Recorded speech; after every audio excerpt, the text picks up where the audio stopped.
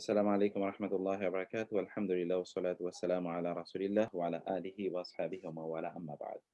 আমরা গতকাল যেখানে আলোচনাটা শেষ করেছিলাম সেখান থেকে যদি আজকে আমরা শুরু করি তাহলে আমরা যেটি বলব তা হলো আম গ্রামারে আমরা আম ইসমের আলোচনার পর তারপরে মানে এটা কালিমার আলোচনার পর কালিমা দিয়ে যখন শব্দ দিয়ে যখন বাক্য তৈরি করে সে বাক্যের অবস্থানটা একটু আলোচনা করব আজকে। বাক্যগুলো কিভাবে নির্মাণ হয়।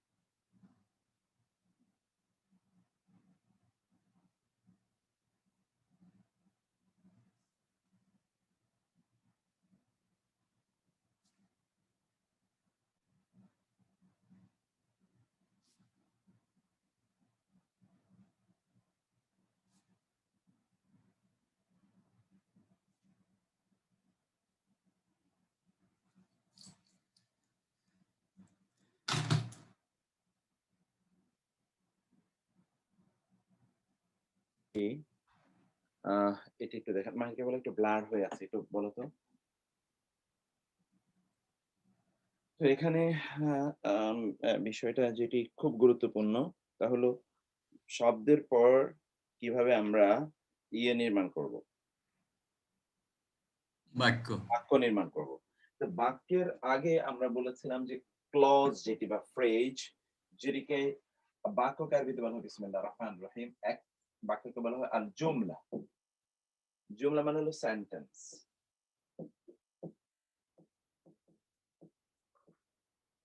আর এইটিরই যেটি বাক্য নয় সেটিকে বলা হয় শিবহুল জুমলা।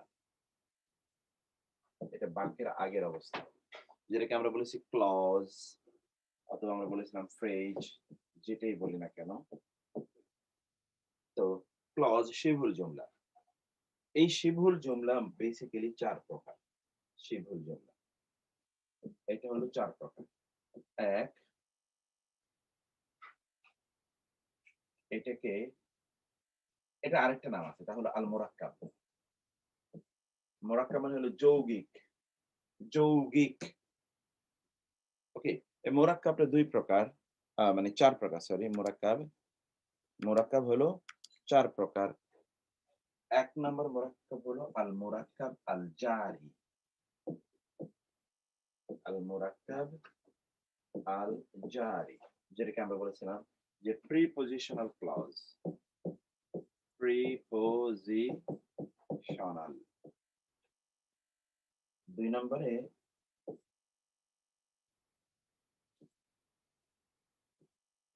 আল মুরাক্কাব আল ইশারি। ইসমে ইশারা যেটা, এটা হলো কি ডেমনস্ট্রেটিভ ক্লজ। ডেমনস্ট্রেটিভ ক্লজ আল মুরাক্কাব আল ইশারি। তিন নাম্বার হলো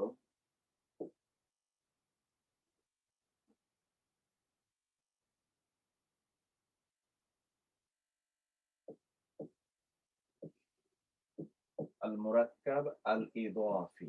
ইদাফি এটা হচ্ছে রিলেটিভ ক্লজ। Relative clause. আর হলো আল মুরাক্কাব আত তাওসিফি।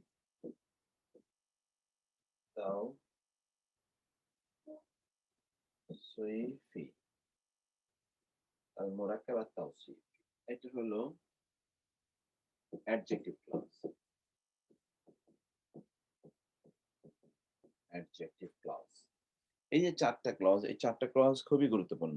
আপনি খুব কম শুনছেন কেন আমি জানি না। আমার এখানে তো আচ্ছা দেখি তো। এখন কেমন শুনছেন? এখন ঠিক আছে। হ্যাঁ, তখন শোনা যাচ্ছে। এখন ঠিক আছে। আচ্ছা, ওকে, জি। ওই আগেও মোটামুটি ছিল অবশ্য। আচ্ছা, ওইটা বিল্ট ইন সাউন্ডটা ছিল আমাদের। স্পিকারগুলোকে আমরা টান দিয়ে বড় হাই করে দিই, অনেক সময়টা লোকে। আচ্ছা, তো এখন এই ৪ টি ক্লজ এখানে আমরা দেখলাম। একটা হলো কি আল মুরাক্কাব আল জারি, আল মুরাক্কাব আল ইশারি, আল মুরাক্কাব আল ইদাফি, আল মুরাক্কাব আত তাওসিফি। এটা কিন্তু জুমলা এর আগে, জুমলা এর আগে মুরাক্কাব। মুরাক্কাব হলো যে একাধিক শব্দ দিয়ে একটি বাক্যের অংশ তৈরি করা। এটা কিন্তু বাক্য নয়, বাক্যের অংশ তৈরি করা। তারপরে আমরা বাক্য তৈরির কিভাবে হবে সেই আলোচনা আমরা পরে যাব। তো আল মুরাক্কাবাত যেগুলো আছে সরি, আল মুরাক্কাবাতগুলো নিয়ে এখন আমরা প্রথমতই আল মুরাক্কাব আল জারি এটা নিয়ে আলোচনা করি। আল মুরাক্কাব আল জারি কি? এটা হলো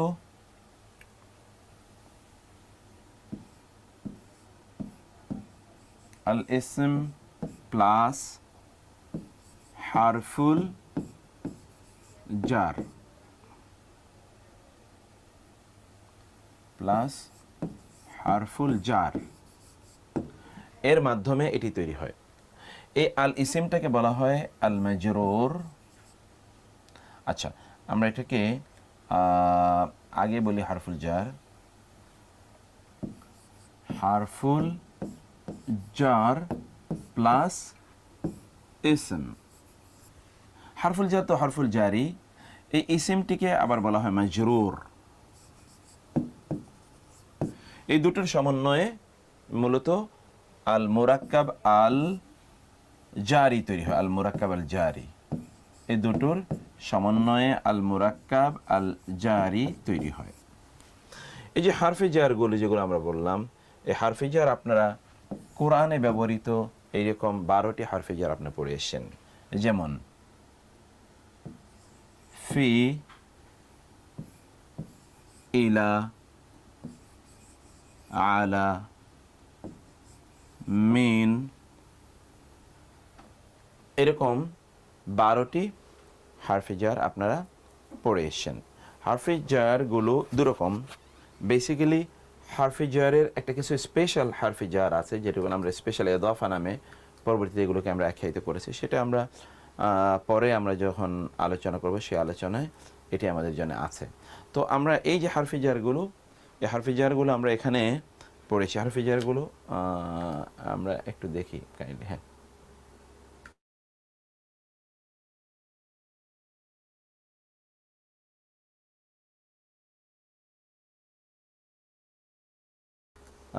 এই হারফে জারগুলো আপনাদেরকে যে লেকচার শিট দেয়া আছে, সেই লেকচার শিটে এগুলোর প্রত্যেকটারই বিবরণ দেয়া আছে, আপনারা দেখবেন। তো যেমন ফি, ইলা, আলামান, এছাড়াও আরও বা, তা, কাফ, লাম, এটা আমরা পড়ে এসেছি। যেমন বা, এটা একটা হারফে জার, তা এটা একটা হারফে জার, কাফ এটা একটা হারফে জার, শুধু লাম, লামজের লি, এটা একটা হারফে জার। বা, তা, কাফ, লাম, ইলা, ফি, ইলা, আলা, মান। এছাড়াও আপনারা পড়েছেন ওয়া, সরি, শুধু ওয়া, ওয়া এটা, যেমন ওয়াদ, ওয়াল্লাইলি, ওয়াল্লাইলি, ওয়াত্তিনি, ওয়াজ্জাইতুনি, এটি হারফে জারের অন্তর্ভুক্ত। তারপরে আসছে যেমন আন, সুম্মা লা তুসআলুন্না আনিন নাঈম, আন এটি একটি হারফে জার, এটা আপনারা পড়ে এসেছেন। তারপরে হলো হাত্তা, সালামুন হিয়া, হাত্তা মাতলাইল ফাজর, এই হাত্তা এটিও আপনারা হারফে জার পড়ে এসেছেন। তারপরে হারফে জার পড়ে এসেছেন মা, ইন্নাল্লাহা মা'আস সাবিরিন। বেসিক্যালি এই 12টি কোরআনে ব্যবহৃত। এর বাইরে আরও হারফে জার আছে, যেমন ধরুন ক্বাবলু,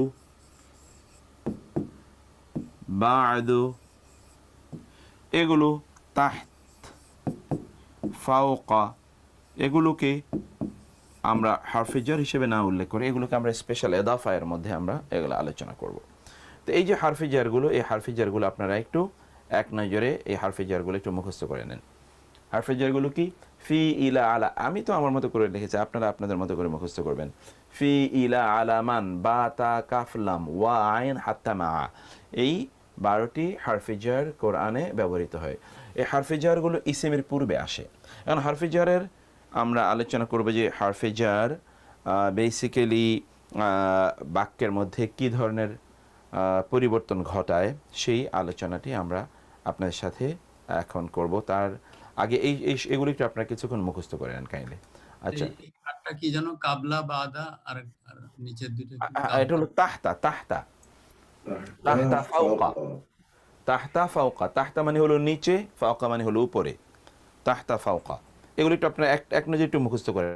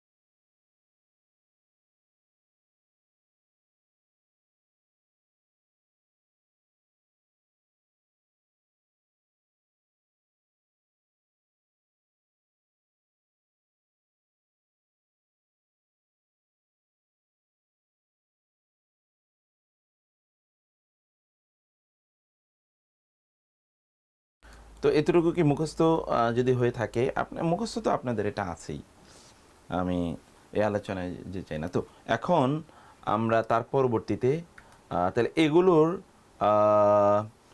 জন্যে এগুলোর আসলে বেসিক্যালি এগুলোর কাজ কি, এই হারফে জারের কাজ কি? হারফে জারের দুটো কাজ আছে, আমরা আলোচনা করেছিলাম। হারফে জারের এক নাম্বার কাজ হলো হারফে জার পরবর্তী ইসিমটিকে মাজরুর বানায়। পরবর্তী ইসিমটিকে কি বানায়? পরবর্তী ইসিমকে মাজরুর বানায়। মাজরুর বানিয়ে দেয়, মাজরুর বানায়। ওকে, যেমন ধরুন ইসিমটি হলো আল আরদু। আল আরদু দোয়াদের উপর দ, কিন্তু যখন আপনি তার আগে একটা ফি আনবেন তখন হয় ফিল আরদি, তাহলে এটা মাজরুর হয়ে গেল। মাজরুর মানে হলো জের বিশিষ্ট, কাসরা বিশিষ্ট। দুই নম্বর হলো কি, অর্থ এর মধ্যে একটা বা র।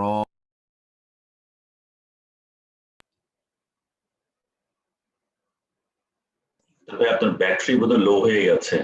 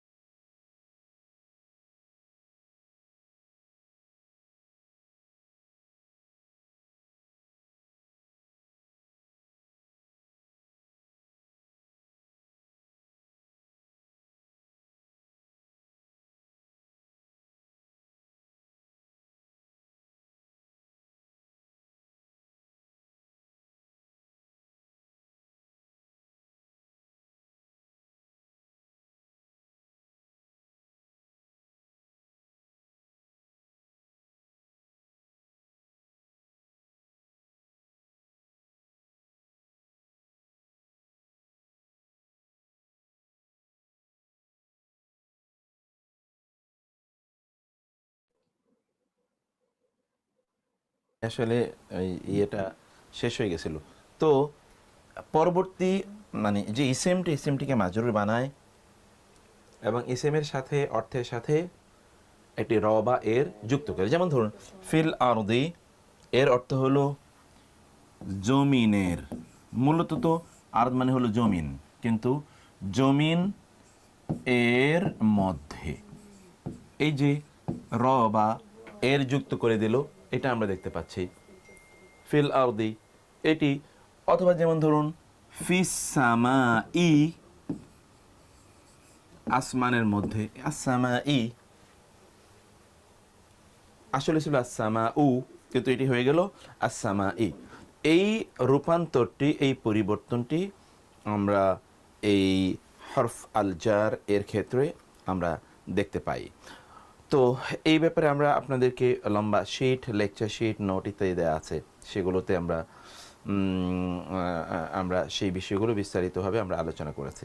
এর মধ্যে শুধু একটি বিষয় বা দুটো ছোট বিষয় আছে, ছোট বিষয়গুলো আমরা একটু আলোচনায় নিয়ে আসি। সেটা হলো যে এই যে লামজের লি, যেটা আমরা বলেছিলাম লামজের লি, এটি কখনো কখনো লাম জবর লা এর সাথে মিলে যাওয়ার একটি সম্ভাবনা আছে। লামজের লি কখনো কখনো লাম জবর লা এটি হয়ে যায়। এই যে লামজের লি, এটি আমরা বলেছিলাম এটিও কিন্তু হারফে জার, কিন্তু এটি কখনো কখনো লাম জবর লা হয়ে যায়। এটি কখনো কখনো লাম জবর লা হয়ে যায়। কখন লাম জবর লা হয়? এইটি যখন আদ-দমির, এটা আমাদের একটু পরে আলোচনা আছে, আদ-দমির আল মুত্তাসিল এর সাথে যখন লামজের লি আসে, তখন এটা লাম জবর লা হয়ে যায়। দমির আকারে থাকে, মানে হারফে জার আকারে থাকে, কিন্তু লাম জবর লা হয়ে যায়। আর দমির আল মুত্তাসিল কি আপনারা পড়ে এসেছিলেন যে দমির দুই প্রকার, দমির আদ-দমির আল মুনফাসিল, আর দুই নম্বর হলো আদ-দমির আল মুত্তাসিল, যেটাকে আমরা বলেছিলাম অ্যাটাচড প্রনাউন অথবা ডিটাচড প্রনাউন, অথবা আমরা বলেছিলাম active pronoun and possessive pronoun. আদ-দমির আল মুনফাসিল কি? যেমন ধরুন আমরা যদি বলি হুয়া, হি। আদ-দমির আল মুত্তাসিল কি? যেমন হু অথবা হিজ, হিজ বা হিম, হিজ বা হিম। এই যে হু, এই দমিরগুলো মুত্তাসিল মানে কি, অর্থাৎ শব্দের সাথে মিলিয়ে আসে। আর আল মুনফাসিল মানে হলো শব্দের সাথে আলাদা করে আসে। এটা বিযুক্ত, এটা সংযুক্ত, এটা বিযুক্ত, এটা সংযুক্ত। একটা এক্সাম্পল, যেমন ধরুন কুল হু আল্লাহু, কুল হুয়া, এই যে আল্লাহ, দেখেন তো এই যে হুয়া, এটা কিন্তু আলাদা এসছে। কিন্তু ওয়ালাম ইয়াকুল্লাহু, ওয়ালাম ইয়াকুন লাহু, দেখেন তো এই যে লাহু, এই লাহু, এই হু কিন্তু আলাদা, এই হু কিন্তু একসাথে আসেনি, এটা একসাথে আসতে পারে না, এটা আলাদা। ওয়ালাম ইয়াকুল্লাহু, ওয়ালাম ইয়াকুল্লাহু। ওই যে হু, এই হুটি হলো মুত্তাসিল, কারণ এটা সংযুক্ত।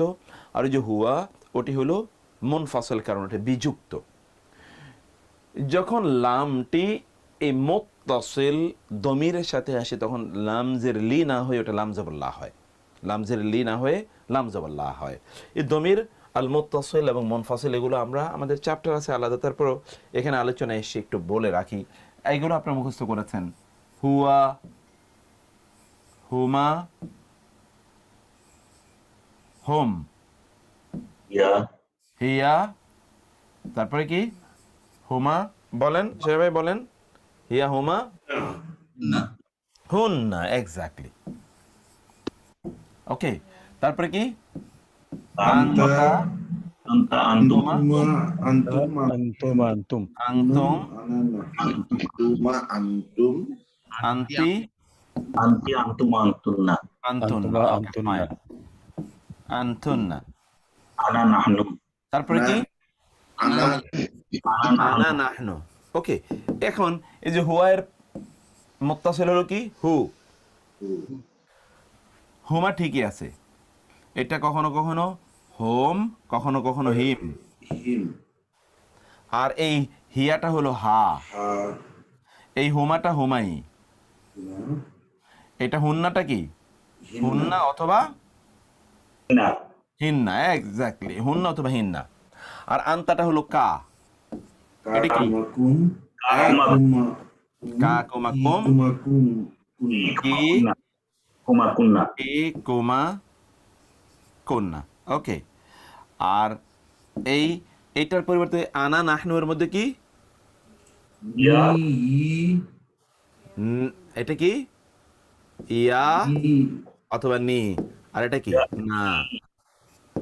আর নাহনু হলো না, ইয়া নি এবং না। ওকে, এখন দেখবেন এগুলোর পূর্বে যখন লামজের লি আসে তখন এটা লাম জবর লায় রূপান্তরিত হয়ে যায়। যেমন লাহু, লাহুমা, লাহম, লাহা, লাহুমা, লাহুন্না, লাকা, লাকুমা, লাকুম, লাকি, লাকুমা, লাকুন্না, লি, ওই যে, অথবা লানা। শুধু লি এই ইয়ার আগে যখন লামটা আসে তখন এটি শুধু আপনার লামজের লি অবস্থায় থাকে, আদারওয়াইজ সকল ক্ষেত্রে এটা লামজাবার লাই রূপান্তরিত হয়। কিন্তু একটা রিকোয়েস্ট করতে যাচ্ছিলাম, কালকের মধ্যে যে এটা কি সেভ করা যায় নাকি? সেভ করতে করতে যা, না হলে কালকে আবার মুছে গেলে হয়তো হোয়াইট বোর্ডটা একটু সেভ করে রাখতে পারলে ভালো হয়। হ্যাঁ হ্যাঁ হ্যাঁ, সেভ করা যায়। সেভ তো আমরা গতকাল ছিল এই জন্য অসুবিধা হয়ে গেছিল আর কি। এক্স্যাক্টলি, আমি দেখি, এটা হলো আমরা এই আলাদা আলাদা করে তো সেভ না, সেভ আমরা কোথায় যেন করি। ওস্তাদ রেকর্ড তো হচ্ছে, রেকর্ডিং তো হচ্ছে। রেকর্ডিং হচ্ছে, এই ও সেভ পেয়ে গেছি। রেকর্ডিং হলে কি এটা নোট হিসেবে হাতের কাছে থাকবে আর কি, আমাদের সুবিধা পরবর্তীকালে, এই জন্য চাচ্ছিলাম আর কি। নোট না, জি। কোনো সমস্যা নেই, সেভ হয়ে যাবে, এই তো কনফার্ম সেভ হয়ে গেছে। সেভ দ্য ফাইল, সেভ হয়ে গেছে, এটা ঠিক আছে, এটা আমি দিয়ে দেব। এটা ওই অনেকক্ষণ কাজ করলে পরে যখন এটা ধরেন 1-1.5 ঘন্টা কাজ করলে সিস্টেমটা তখন মাঝে মাঝে স্লো হয়ে যায়, তো বারবার ওইখানে ক্লিক করলে তখন হ্যাং হয়ে যায় আর কি। যাই হোক, আমরা এটা সেভ করতে, এটা ইন্টারনাল মেমোরি মনে হয় একটু কমে গেছে, অনেক ডেটা তো, এটা এক্সটার্নাল মেমোরি কার্ড ছিল, এটা একটু দেখতে হবে। ওকে, সাকসেসফুল, ইট ইজ সেভড নাও। তো এইটা তো আমরা দেখলাম, কিন্তু আরেকটা বিষয় বলি, আপনারা কেউ বলতে পারবেন কিনা, দমির মুনফাসিল এবং মুত্তাসিল, মুনফাসিলের পূর্বে যদি কখনো লাম জবর লা আসে তখন এটার অর্থ কি হবে, কেউ বলতে পারবেন? মনে আছে কিনা, এটাও আমরা আলোচনা করেছিলাম। আশ্চর্যজনক একটা কোয়েশ্চেন আসে, লাইনে নরমালি না হয়, কিন্তু এটা না না না না না না, শুধু লাম জবর লা, শুধু লাম জবর লা, এই জমির মুনফাসিলের উপর। কসম হিসেবে আসে? হ্যাঁ, কসম হিসেবে আসে না কসম না, না তো তাকিদ লাম। তাকিদ, এক্স্যাক্টলি সিস্টার, থ্যাংক ইউ। তাকিদ হিসেবে আসে, জি, তাকিদ। লাম। তখন ওটি নিশ্চয়তা বোঝানোর জন্য। যেমন ধরুন আপনি যদি বলেন লাহুয়া, কোরআনে আছে ওয়া ইন্নাদ দারাল আখিরাতা লাহিয়াল হায়াওয়ান, লাহিয়া, লাহুয়া, ইন্না হাযা লাহুয়াল বালাউল, কোরআন বহু বহু ব্যবহার আছে। এগুলোর আগে এই যে মুনফাসিলের আগে লাম জবর লায়ের ব্যবহার, ওই লামটা তখন তাকিদ বোঝানোর জন্য। যেমন লাহুয়া, অবশ্যই সে, লাহুমা, অবশ্যই তারা দুজন। ওকে, যেমন লা আনতা, অবশ্যই তুমি, লা আনতুমা, লা আনতি, লাহুমা, লাহুন্না। একটা মিনিট। ওকে, এটা এটা এটা হতে পারে। যেমন লা আনা, লা নাহনু, কোরআনে আছে লা নাহনু ওয়া ইন্না লা নাহনু সাফুন, অবশ্যই অবশ্যই আমরা কাতারবদ্ধ, ফেরেশতারা বলেন আল্লাহর জন্য ইবাদতের ক্ষেত্রে। তো এই দমির মুত্তাসিল মুনফাসিল এর জায়গায় আমরা এই লামজের লিটা কখনো কখনো লাম জবর লা এতে রূপান্তরিত হতে আমরা দেখি। 2 নম্বর বিষয় হচ্ছে যে এই যে লামজের লি যেটি আমরা বলছি, লামজের লি, লামটা নিয়ে আমরা একটু আলোচনা করছি। লামজের লি আসলে এটা মালিকানা বোঝায়। লামজের লিটা কি বোঝায়? মালিকানা বোঝায়। যেমন ধরুন আপনি যদি বলতে চান যে এটা আমার মালিকানাধীন, যেমন আল্লাহ তাআলা বলছেন লিল্লাহি, লিল্লাহি মা ফিস সামাওয়াতি ওয়াল আরদি। এই যে লিল্লাহি বলছি না, এই লিল্লাহ কিন্তু এই লামজের লিটা এটা কিন্তু মালিকানা বোঝাচ্ছে, মালিকানা, মালিকানা।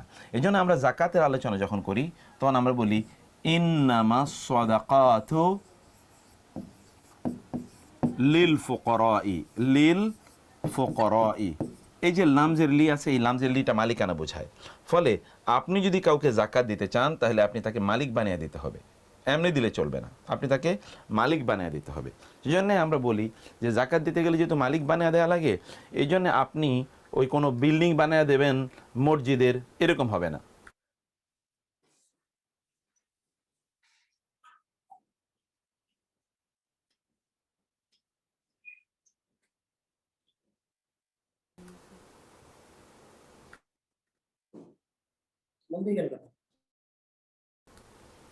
তো এই জন্য আমরা বলছি যে এটা মালিকানা কিভাবে বোঝায় সেটি ইন্নামা সাদাকাতু, সাদাকা মানে জাকাতগুলো লিল ফোকারাই মানে ফকিরদেরকে এই লি দিয়ে মালিকানা বোঝায়, যে তাদেরকে মালিক বানিয়ে দিতে হবে, অন্যথায় হবে না, তাদেরকে এর মালিক বানিয়ে দিতে হবে, মালিক বানিয়ে দিতে হবে। এই লিটি কখন লামজের লিটি, এটি মালিকানা বোঝানোর জন্যে এটি ব্যবহৃত হয়।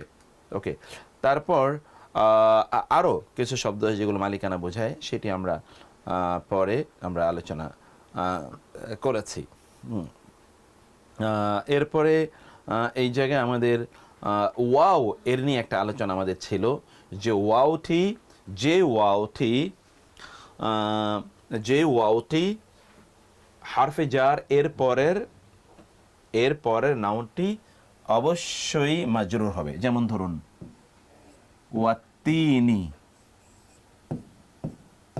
আর এই হারফে জার ওয়াওটির অর্থ হলো শপথ।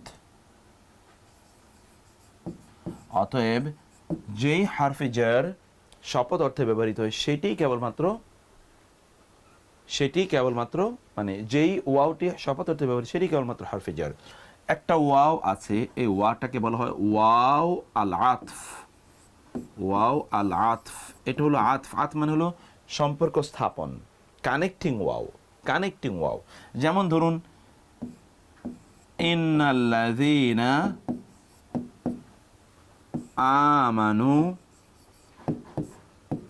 ওয়া আমিলুস সালিহাতি।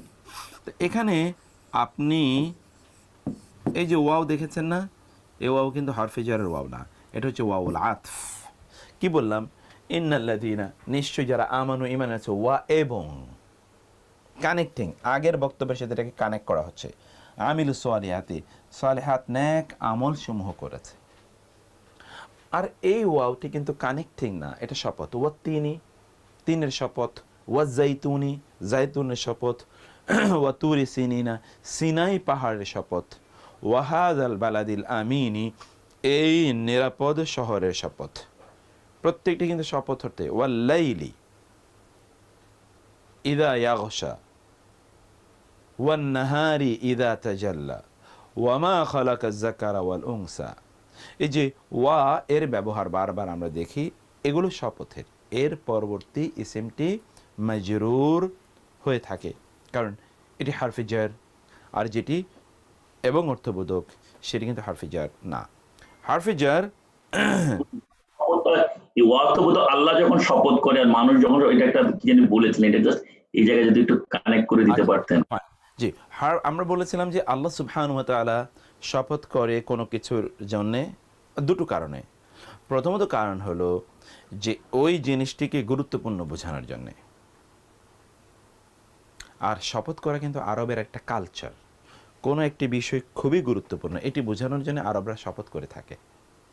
আপনি যদি আরব দেশে যান তাহলে দেখবেন বারবার ওরা কথায় কথায় গুরুত্বপূর্ণ বিষয় আল্লাহে আল্লাহে, আল্লাহর কসম, আল্লাহর কসম। কেন সে আল্লাহর কসম করছে? গুরুত্ব বোঝানোর জন্য। আমরাও তো কেউ কোনো কিছু বিশ্বাস করতে চায় না, তখন আমরা তাকে তখন বেশি তাকে এই বিষয়ের প্রতি নিশ্চয়তা প্রদান করার জন্য আমরা তখন শপথ করে বলি। তো শপথের এটি একটি উদ্দেশ্য। 2 নম্বরের উদ্দেশ্য হলো যে শপথ কেন করা হয়?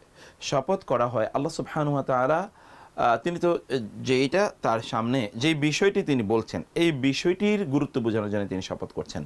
নো, এই বিষয় মানে যেইটার শপথ তিনি করছেন ওইটার গুরুত্ব বোঝানোর জন্য, ওইটা খুবই আরবদের কাছে খুবই দামি। যেমন ধরেন আমাদের দেশে মানুষ কি করে, যদি এটা করা হারাম, অথবা তার বাচ্চা, তার ওয়াইফ তাকে বললো যে তুমি যে সত্য বলছো তোমার বাচ্চার, অথবা তুমি যেই কাজ আর কখনো করবে না তোমার বাচ্চার মাথায় হাত রেখে বলো, বা আমার মাথায় বা আমার হাত ধরে তুমি ছুঁয়ে বলো, এগুলো বলা কবিরা গুনাহ, এটা কেউ করতে পারবে না, কারণ শপথ করতে হয় কেবল আল্লাহর নামে। এটা কেন আমরা বলছি, কারণ এই জিনিসটা আমার কাছে খুবই গুরুত্বপূর্ণ, এই জন্য আমরা এটা বলি। 2 নম্বর বিষয় হচ্ছে যে না, কোনো একটা বক্তব্য তিনি উপস্থাপন করবেন, ওই বক্তব্যটাকে গুরুত্ব দেওয়ার জন্য আগে অনেকগুলো শপথ তিনি করেন, যেমন ওয়াত্তিনি ওয়াজ্জাইতুনি ওয়াতুরি সিনিন ওয়াহাদাল বালাদিল আমিন। এই 4টি শপথ করার পরে তিনি বলেন যে লাকাদ খালাকনাল ইনসানা ফি আহসানি তাকওয়িম। এতগুলো শপথ করার পর একটি বক্তব্য তিনি দিচ্ছেন, সেটা কি, আমি অবশ্যই মানুষকে শ্রেষ্ঠতম আকৃতিতে সৃষ্টি করেছি। সুম্মা রাদাদনাহু আসফালা সাফিলিন, তারপর তার কৃতকর্মের কারণে আমি তাকে সবচেয়ে নিম্ন অধপতিতদের মধ্যে সর্বাধিক অধপতিত হিসেবে আমি তাকে ফিরিয়ে নিয়ে আসি। এর দুটো অর্থ হতে পারে এই সূরার, এটি অবশ্য আমি এখানে আলোচনার বিষয় না, আমি সেখানে যাচ্ছি না। তো হারফুল জার সাধারণত আমরা দেখেছি যে এটি দমির এর আগেও আসে, দমিরে মুত্তাসিল এবং মুনফাসিল। দমিরে মুনফাসিলের আগে যখন আসে তখন আমরা দেখি যে দমিরে মুনফাসিলের কোনো পরিবর্তন হয় না দমিরে, আর যদি এটা দমিরে মুত্তাসিলে যখন আসে তখন দমিরে মুত্তাসিলের কিছু কিছু জায়গায় এটা পরিবর্তন হয়ে যায়। যেমন আমরা বলেছিলাম, যেমন হুমটা এটি হিম হয়ে যায়, হুমটা হিম হয়ে যায়, হুন্নাটা হিন্না হয়ে যায়, হুমাটা হিমা হয়ে যায়, কখনো কখনো হুটা হি হয়ে যায়, হু হি। যেমন ফি হি, ফি হি এটি হি হয়ে যায়। এটি এইভাবে দমিরে মুত্তাসিলগুলোর কিছুটা পরিবর্তন আমরা দেখতে পাই। বিশেষ করে 4টি দমির এখানে খুবই গুরুত্বপূর্ণ। এই 4টির পূর্বে যখন 4টি হারফে জার আসে তখন সেগুলোতে কিছু পরিবর্তন হয়। এটা আপনারা লিটারেচারে আপনারা পড়ে এসেছেন লম্বা করে। যেমন ধরুন সেটা হচ্ছে আলা, ইলা, ফি এবং আলা, ইলা, ফি, বি, বাজের বি। আলা, এই 4টি হারফে জার যখন 4টি দমিরের পূর্বে আসবে, কোন 4টি দমির, যেহেতু দমির মুত্তাসিল এর পূর্বে এগুলো আসবে, এটা আমরা বলেছি। যেমন ধরুন হু, হুমা,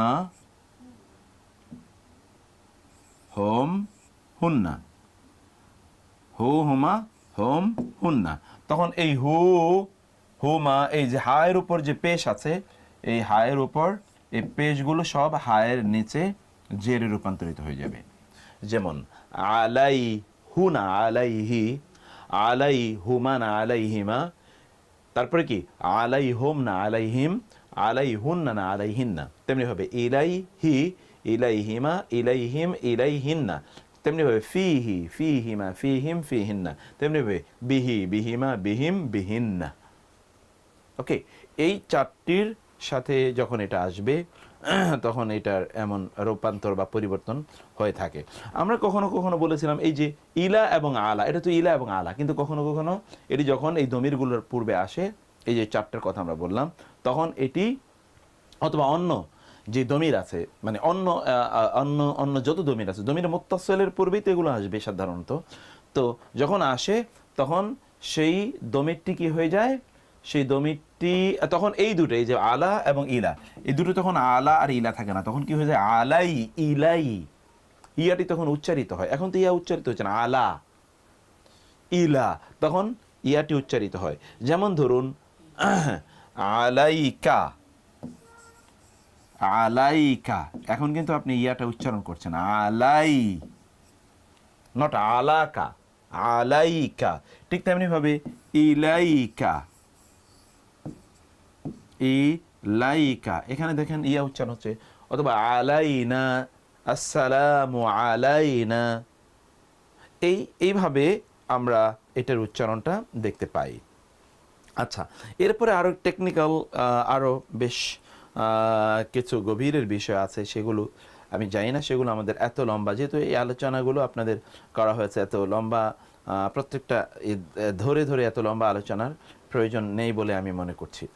আর অনুশীলনী আমরা ব্যাপক পরিমাণে দিয়েছিলাম, সেই অনুশীলনীগুলো আপনারা রিভিউ করে নেবেন। এখানে এত লম্বা ব্যাপক লিটারেচার দেওয়া আছে যে প্রত্যেকটি টপিক আমরা যদি বলি এক্সস্টিভ প্রায়, মানে সেখানে খুঁটিনাটি সকল বিষয়গুলো আমরা আনার চেষ্টা করেছি, এক্সপার্ট লেভেলেরও আলোচনাগুলো এখানে আছে।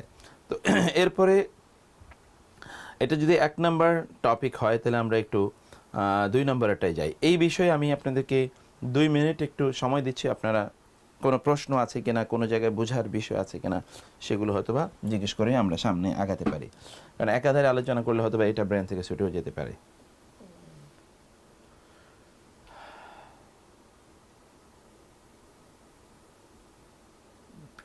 বলবেন কোনো কিছু আছে কিনা এখানে? ওই লাম যেটা আগে আসে ওটা কি বললেন যেন?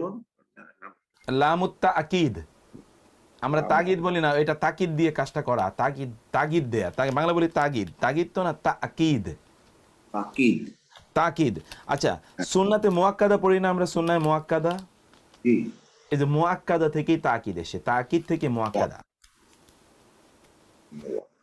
বাংলা আমরা বলি যে ওই কাজটির প্রতি আমাকে তাগিদ দিয়েছেন, তাগিদ, তাগিদ দিয়েছেন, আসলে তাগিদ না তাকিদ দিয়েছেন। থ্যাংক ইউ, জাযাকাল্লাহ খায়। জি, জাযাকাল্লাহ খায়র, জাযাকাল্লাহ খায়র। তো আচ্ছা, আর কোনো বিষয়ে আলোচনা, এই কেন্দ্রিক কোনো প্রশ্ন থাকলে এটা আমরা শেষ করে তারপরে আগাই।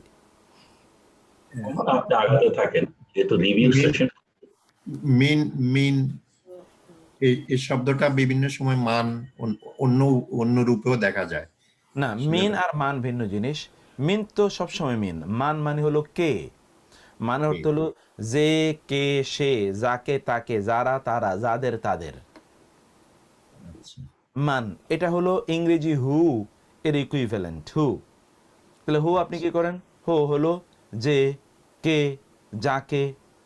যদি আমরা বলি হু ইজ দেয়ার, অথবা দ্য ম্যান হু কেম, যে, যিনি, এটা বোঝানোর জন্যে মান এর ব্যবহারটা হলো কোরআনে। তো মান এটা যেহেতু ইংরেজিতে আমরা হু এর আবার হোম দেখতে পাই, হু এর হোম অথবা হোজ দেখতে পাই, কিন্তু আরবিতে মানের এটা নয়, মানই সবগুলোকে রিপ্রেজেন্ট করে। মানটি এতটা ব্যাপক অর্থবোধক। তার মান হরফে জার না। না, মানটা হারফে জার না, মান হলো ইসিম। মুক্তার ভাই, আসসালামু জি, আলাইকুম। আসসালাম। জি, এই যে আপনি কতগুলো দমিরের কথা বললেন, এর ভিতর কা, না, তারপরে এই দুইটাই তো, এর আগে আলা এবং ইলা আসলে আলাই না বা আলাইকা বা ইলাই না ইলাইকা হবে নাকি আরো এই ধরনের দমির আছে? আবার বলবেন একটু, সরি আমি অন্য মনস্ক হয়ে গেছিলাম।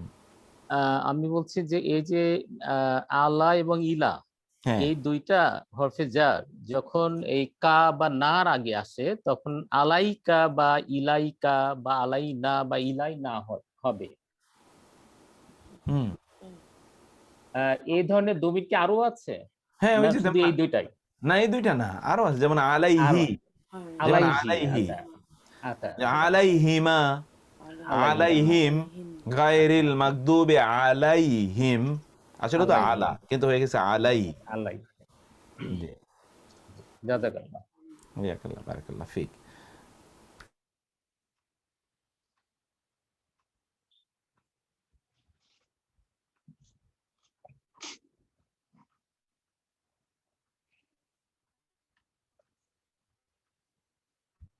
এখন পরবর্তী যে আলোচনাটি, সেই আলোচনাটিতে আমরা এখন যাব, সেটা হচ্ছে যে আমরা তো ফ্রেজ, 4 ধরনের ফ্রেজ বা 4 ধরনের ক্লজের কথা বলেছিলাম। এখন ডেমনস্ট্রেটিভ ক্লজ 2 নম্বর, যেটা ডেমনস্ট্রেটিভ, সেই ক্লজ বা ডেমনস্ট্রেটিভ ফ্রেজের দিকে আমরা যাব।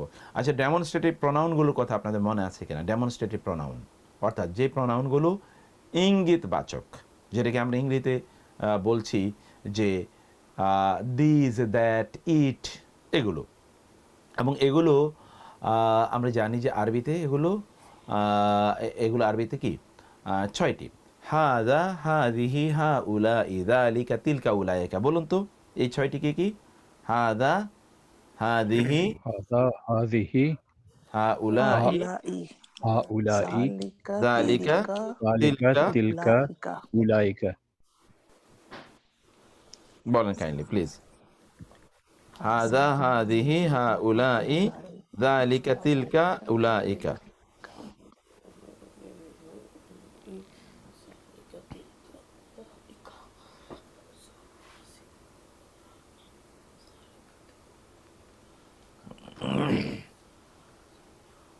ওকে, হাদা হাদিহি হাউলাই যালিকা তিলকা উলাইকা।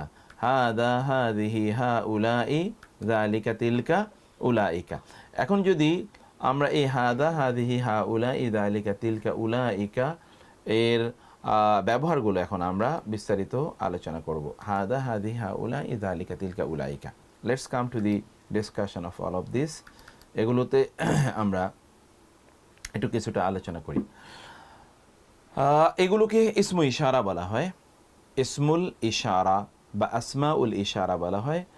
এগুলো দুই প্রকার, একটা হলো লিল কারিব অর্থাৎ নিকটবর্তী, একটা লিল বাঈদ অর্থাৎ দূরবর্তী।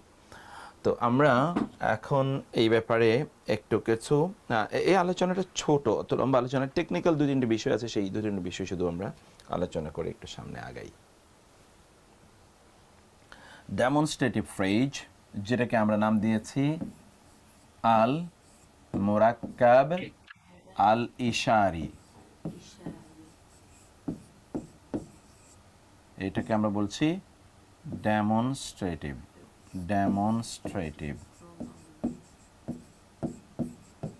Demonstrative phrase.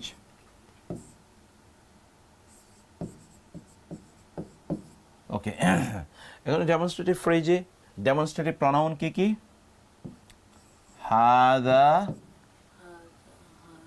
হাদিহি হাউলাই। ওকে, তারপর হলো কি? যালিকা, এটা হলো তিলকা, আর এটা হলো উলাইকা।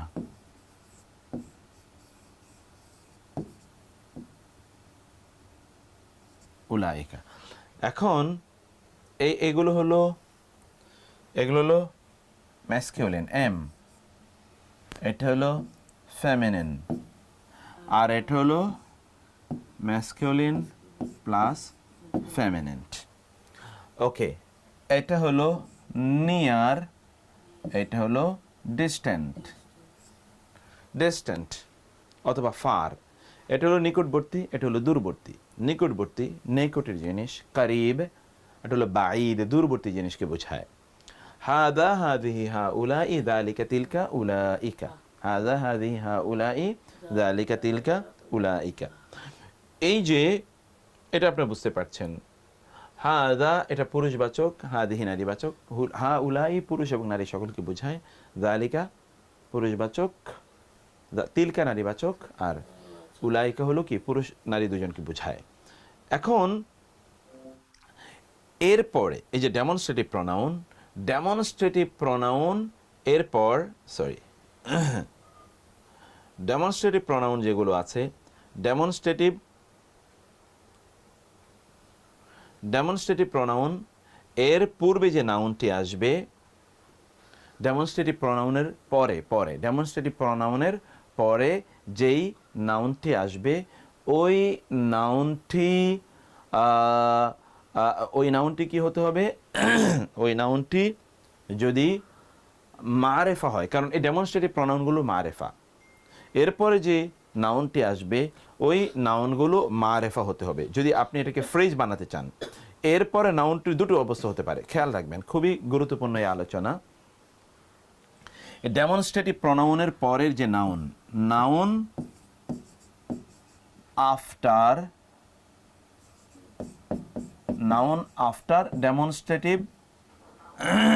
Demonstrative pronouns, DPs, noun after demonstrative pronouns, এটার দুটো অবস্থা হতে পারে।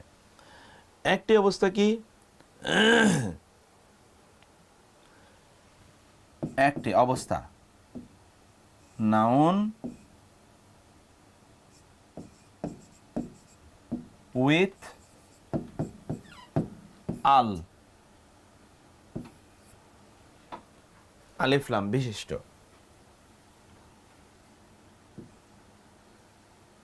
নাউন উইথ আলিফ লাম, অথবা এই নাউনটি কি,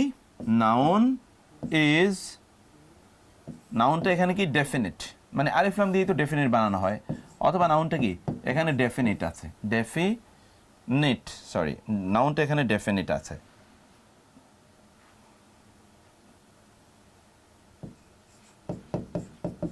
ওকে, এটা হচ্ছে আর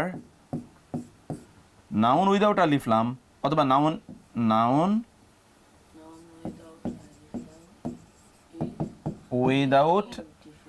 উইদাউট আলিফ লাম, এটা হতে পারে। হ্যাঁ, অথবা নাউন ইজ ইনডেফিনিট। ঠিক আছে, এখন নাউন উইদাউট আলিফ লাম, দেখেন তো দুটো জিনিস আমি বলছি। যেমন ধরুন হাদা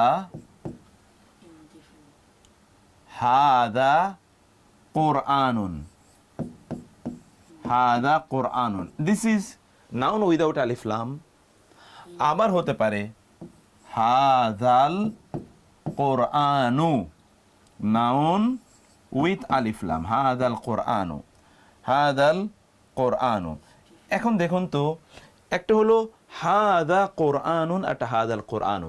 হাদা কোরআনুন একটা ফুল সেন্টেন্স, হাদাল কোরআনু is not a sentence, incomplete. Exactly, আমরা কিন্তু এই দ্বিতীয়টা নিয়ে আলোচনা করছি, প্রথমটা নিয়ে আলোচনা করছি না। প্রথমত ফুল সেন্টেন্স, আমরা তো এখনো সেন্টেন্সে যাইনি, দ্বিতীয়টা নিয়ে। এখন আপনি বলবেন যে কিভাবে এরকম হলো? প্রথমটার অর্থ হলো this is a Quran, this is a recitation, আর দ্বিতীয়টার অর্থ হলো দিস কোরআন। তাহলে বলেন তো, প্রথমটা কি এটা পূর্ণ বাক্য হয়ে গেল না? যদি আমরা বলি দিস ইজ এ কোরআন, তখন এটা পূর্ণ বাক্য হয়ে গেল। আর আমরা যখন বলি দিস কোরআন, তখন এটা পূর্ণ বাক্য নয়। যেমন ধরি আমরা যদি বলি হাদা কিতাবুন, তখন এর অর্থ হবে দিস ইজ এ বুক। আর যখন আমরা বলবো হাদাল কিতাবু, দিস বুক, এটা ইনকমপ্লিট, তখন এটা কি ইনকমপ্লিট। তাহলে এই ডেমনস্ট্রেটিভ ফ্রেজের আলোচনার হার্টই হলো এটা, যেখানে আমরা বলবো যে এই ডেমনস্ট্রেটিভ প্রনাউনের পরের নাউনটি, এটি either it will be with আলিফ লাম অর উইদাউট আলিফ লাম। হয় ইট উইল বি উইথ আলিফ লাম, তখন যখন এটি উইথ আলিফ লাম হবে তখন এটি ফুল সেন্টেন্স হয়ে যাবে, অথবা যখন এটা ডেফিনিট হবে এরপর এটা, তখন এটা ফুল সেন্টেন্স হয়ে যাবে।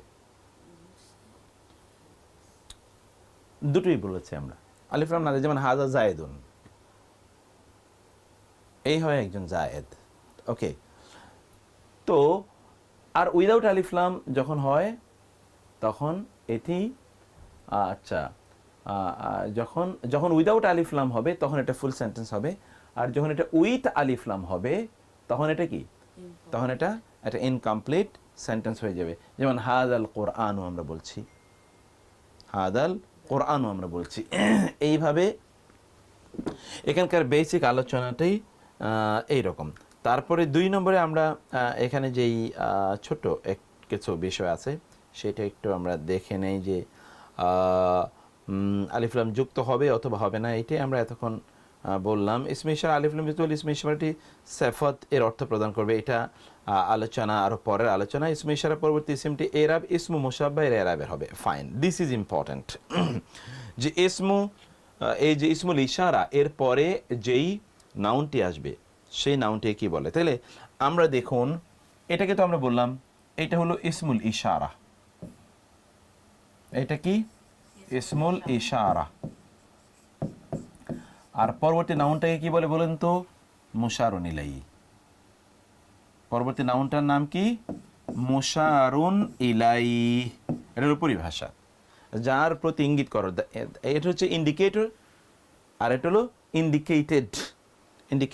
ইন্ডিকেটেড, যদি ইন্ডিকেট করা হলো এবং যার প্রতি ইন্ডিকেট করা হলো, যদি ইন্ডিকেট করলাম আমরা এবং যার প্রতি আমরা ইন্ডিকেট করলাম, এই দুটো বিষয় এখানে খুব প্রয়োজনীয়, এর বাইরে এখানে খুব বেশি গুরুত্বপূর্ণ জিনিস না। তারপর আমরা ইসমে ইশারা, মুশারুন ইলাই এর কিছু এক্সাম্পল আমরা লম্বা অনেক কোরআন থেকে শত শত এক্সাম্পল আমরা দিয়ে আপনাদেরকে কোরআনের সাথে সম্পৃক্ত করার চেষ্টা করেছিলাম। এছাড়া ইসমে ইশারা পরবর্তী আলিফ লাম আল্লাহ শব্দটির মাঝে একটি দমির সর্বনাম এনে খবরটির প্রতি গুরুত্ব প্রদান করে, এগুলো অনেক ধরনের কিছু এক্সট্রা ইনফরমেশন সেখানে ছিল। সেটি আমরা দেখি তো এগুলোকে কিভাবে এখানে রেলেভেন্ট করা যায়।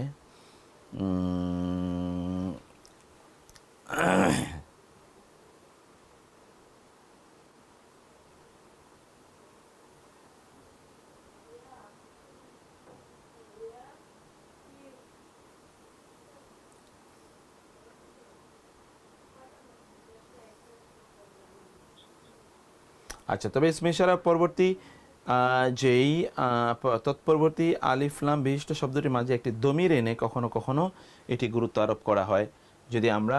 যদি এই আলোচনাটা, যেমন ধরুন এখানে আমরা বললাম কোরআনে এরকম আপনি হয়তো দেখবেন হাদা আল কোরআন, এটা তো আপনি দেখলেন, কিন্তু কখনো কখনো মধ্যখানে একটা কি দমির মুনফাসিল আনা হলো, হাদা হুয়াল কোরআন, তখন এটা কিন্তু ফুল সেন্টেন্স আবার হয়ে যাচ্ছে।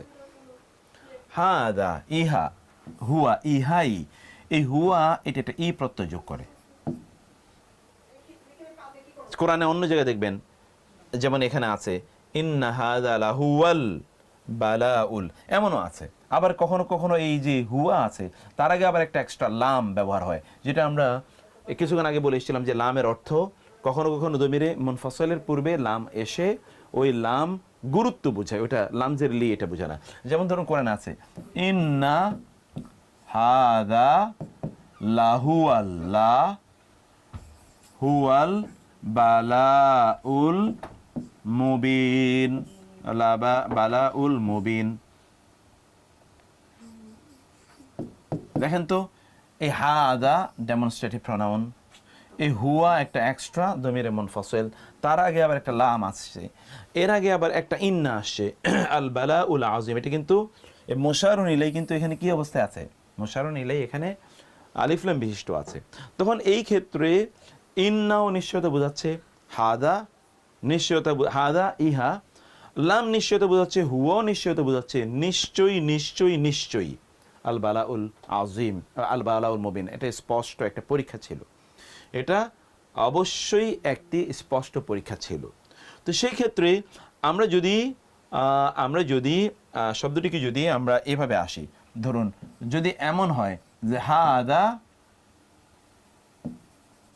কালামুন, একটা এক্সাম্পল বললাম, এখানে আপনি দেখেন পরবর্তীতে কিন্তু আলিফ লাম বিশিষ্ট না, তাহলে এই হাদাটি এটা ইসমু ইশারা হলো, এটা কি হয়ে যায়? মুবতাদা হয়ে যায়, সাবজেক্ট, মুবতাদা সাবজেক্ট, আর এটা হলো তখন কি প্রেডিকেট। এর মাধ্যমে কিন্তু একটা ফুল সেন্টেন্স হয়, সাবজেক্ট এবং প্রেডিকেট নিয়ে একটা একটা পূর্ণ বাক্য।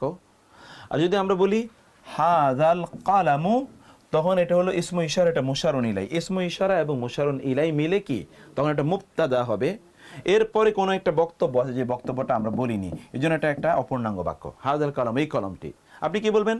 এই কলমটি জামিলুন, সুন্দর। তখন হাদাল কালাম হলো এই দুটো মিলে কি হবে? তখন দুটো মিলে হবে সাবজেক্ট, আর এইটা হবে তখন প্রেডিকেট, এইটা তখন হবে প্রেডিকেট। আদারওয়াইজ যখন আমরা বলি হাদাল কালাম, তখন এটা ইনকমপ্লিট সেন্টেন্স। আমরা এটা দেখছি এই ইসমু ইশারা এবং মুশারুন ইলাইয়ের মধ্যখানে মাঝে মাঝে যেমন দমির মুনফাসিল আসতে পারে, অথবা আরও কিছু এক্সটার্নাল কিছু এলিমেন্ট এনে আল্লাহ তাআলা এখানে কোনো জিনিসের গুরুত্ব বোঝানোর ব্যবস্থা করেন। কোরআনে এমন আলোচনা শত শত আছে, যেটি আমরা এর আগে বিস্তারিতভাবে আমরা আলোচনা করে এসেছিলাম। কারণ আমরা যদি ইসমু ইশারা এবং মুশারুন ইলাই যদি আমরা ফ্রেজ নিয়ে আলোচনা করি বা ক্লজ নিয়ে আলোচনা করি, তাহলে আমাদেরকে বুঝতে হবে যে ইসমু ইশারা এবং মুশারুন ইলাই এই দুটো একই রকম হতে হবে। যেমন ধরুন আপনি যদি বলতে চান হাদা, তাহলে এরপর যে ইসিমটি আনবেন সেই ইসিমটি চার দিক থেকে ইসমে ইশারার মতো হতে হবে, চার দিক থেকে ইসমে ইশারার মতো হতে হবে। চার দিক কি কি?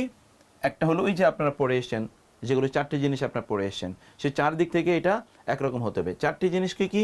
চারটি জিনিস হলো প্রথমত হচ্ছে এক্স্যাক্টলি এই যে চারটে জিনিস। এটা হলো কি? ডেফিনিট, ইনডেফিনিট, মারিফা নাকেরা, ওকে। 2 নম্বর হলো কি? আল মুযাক্কার ওয়াল মুআন্নাস, যেটা হলো আমরা আর বলছি জিন্স। 3 নম্বর হলো কি? আল আদাদ, অর্থাৎ এটি এক বচন, দ্বিবচন, বহুবচন। 4 নম্বর হলো কি? আল ইআরাব, অর্থাৎ গ্রামাটিক্যাল স্ট্যাটাস। এই চার দিক থেকে এইটা কি ইসমে ইশারা এবং মুশার ইলাই, এই চার দিক থেকে একরকম হওয়াই লাগবে। যেমন ধরুন এটা পুরুষবাচক, অতএব আপনাকে বলতে হবে হাযাল কালামু, কলমটা পুরুষবাচক, এটি পুরুষবাচক, এই জন্য কলমটা পুরুষবাচক আনতে হবে। অথবা কলমটা যেই জেন্ডার, ঠিক এইটার জেন্ডারটাও একই রকম হতে হবে। এই দুটোর জেন্ডার কি একই রকম হতে হবে।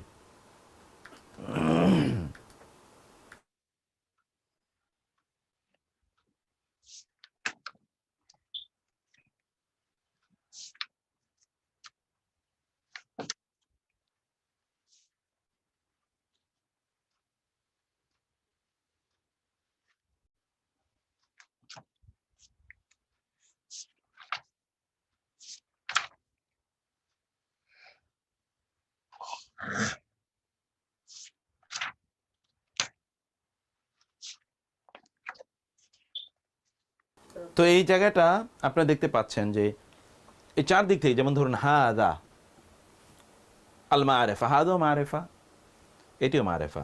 হাদা মুযাক্কার, এটিও মুযাক্কার। হাদা আদাদ, এক নাম্বার, এক বচন, আর এটাও কি এক বচন। হাদাল ইআরাবের মধ্যে এটাও কিন্তু গ্রামাটিক্যালি এটি কিন্তু কি আছে মারফু, হাদাটাও মারফু। এই জন্য হাদাল কালামু এটিও কিন্তু মারফু। যদি আপনি বলতেন এর আগে যদি একটা বা আনতেন, যেমন বাজের বি, যদি আপনি বলতেন বি হাদা, তাহলে কি হতো বলেন তো? কে বলতে পারেন? এই আল কালাম, এটার গ্রামাটিক্যাল স্ট্যাটাস কি হতো? কালামি। এক্স্যাক্টলি, বিহাযাল কালামি। কারণ এই হাজাটি এখানে গ্রামাটিক্যালি বা আসার কারণে এটা মাজরুর, অথবা এটিও কি হতো? মাজরুর হতো, বিহাযাল কালামি। এটি তখন মাজরুর হতো, কারণ গ্রামাটিক্যালি যে চার দিক থেকে কিন্তু এই দুটো একই রকম হতে হবে। চার দিক থেকে, এই চার দিকের এই যে মারিফা, মুযাক্কার, আদাদ, ইআরাব, মানে আমরা যদি বলি এটি ডেফিনিটনেস, তারপর হচ্ছে জেন্ডার, তারপর হলো কি এটা নাম্বার, এবং এটার গ্রামাটিক্যাল স্ট্যাটাস। এই চার দিক থেকেই এই দুটো একরকমই হওয়া লাগবে, অন্যথায় চলবে না। তখন কি আমাদের ফি হাজাটা কি আমাদের একসঙ্গে সাবজেক্ট হবে? জি জি এক্স্যাক্টলি, এই দুটো মিলেই তখন সাবজেক্ট হবে, দুটো মিলেই তখন আমাদের সাবজেক্ট হবে বিহাযাল কালামি। অথবা এটা দুটো মিলে অবজেক্টও হতে পারে বা মুতাআল্লিকও হতে পারে, আমরা সেটা দেখতে হবে তার আগে কি আছে, তার আগে কি আছে। কিন্তু এই দুটো মিলেই আসলে একটি অবস্থা, আলাদা আলাদা না। হাজা তো ইসমু ইশারা, এটা মুশারুন ইলাই, ইসমু ইশারা। এবং আচ্ছা যদি আমরা যদি এটাকে তারকিব করি, তাহলে আমরা এই বা হলো হারফে জার, বা কি হারফ জার, হারফ জার, আর এই হাদা হলো ইসমু ইশারা, হাদা ইসমু ইশারা, ইসমুল ইশারা।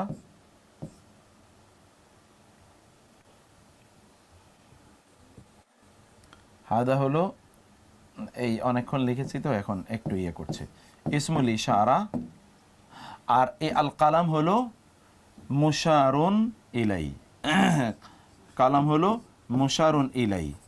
এখন দেখেন এই যে ইসমু ইশারা এবং মুশারুন ইলাই মিলে এই হারফে জারের মাজরুর হয়েছে। কি হয়েছে? হারফে জারের মাজরুর। এখন এই জার এবং মাজরুর মিলে কি হবে সেটা আমরা ফুল যদি সেন্টেন্স না দেখি তাহলে আমরা বলতে পারবো না। এই হারফে জার এবং মাজরুর মিলে এটা কখনো কখনো মুতাআল্লিক হতে পারে। মুতাআল্লিক ওই যে আমরা পড়ে এসেছিলাম, আপনারা মনে আছে নিশ্চয়ই, সরি, মাফউলের ক্ষেত্রে আমরা মুতাআল্লিক পড়ে এসেছিলাম। মাফউল এটা মুতাআল্লিক কখনো ইসমের সাথে হতে পারে, মুতাআল্লিক বিভিন্নভাবে হতে পারে, ফেলের সাথে মুতাআল্লিক হতে পারে বিভিন্নভাবে। যখন এটাকে আমরা জরফ আকারেও পড়েছি, এখন ফ্রেজ হচ্ছে, হ্যাঁ এখন তো ফ্রেজ, এটি আমরা তো একটা এখনো phrase। এক্স্যাক্টলি এখন তো আমরা ফ্রেজ আকারে আছি, এই জন্য আমরা এটি বলতে পারছি না যে এগুলো কি অবস্থায় দাঁড়াবে। আর এরপরে আমরা সরি, এই প্রত্যেকটার জন্য আমরা আলাদা আলাদা করে আলোচনা করে এসেছিলাম যে আমরা বলেছিলাম, যেমন ধরুন হাদা হাদিহি হা উলাই, বলেছিলাম হা উলাই কেবলমাত্র মানুষকে বোঝায়, আর হা দিহি এটা মানুষ এবং মানুষের বাইরে অন্যান্য প্রাণীগুলোকে বা অন্যান্য জিনিসগুলোকে বোঝানোর জন্য ব্যবহৃত হয়। যেমন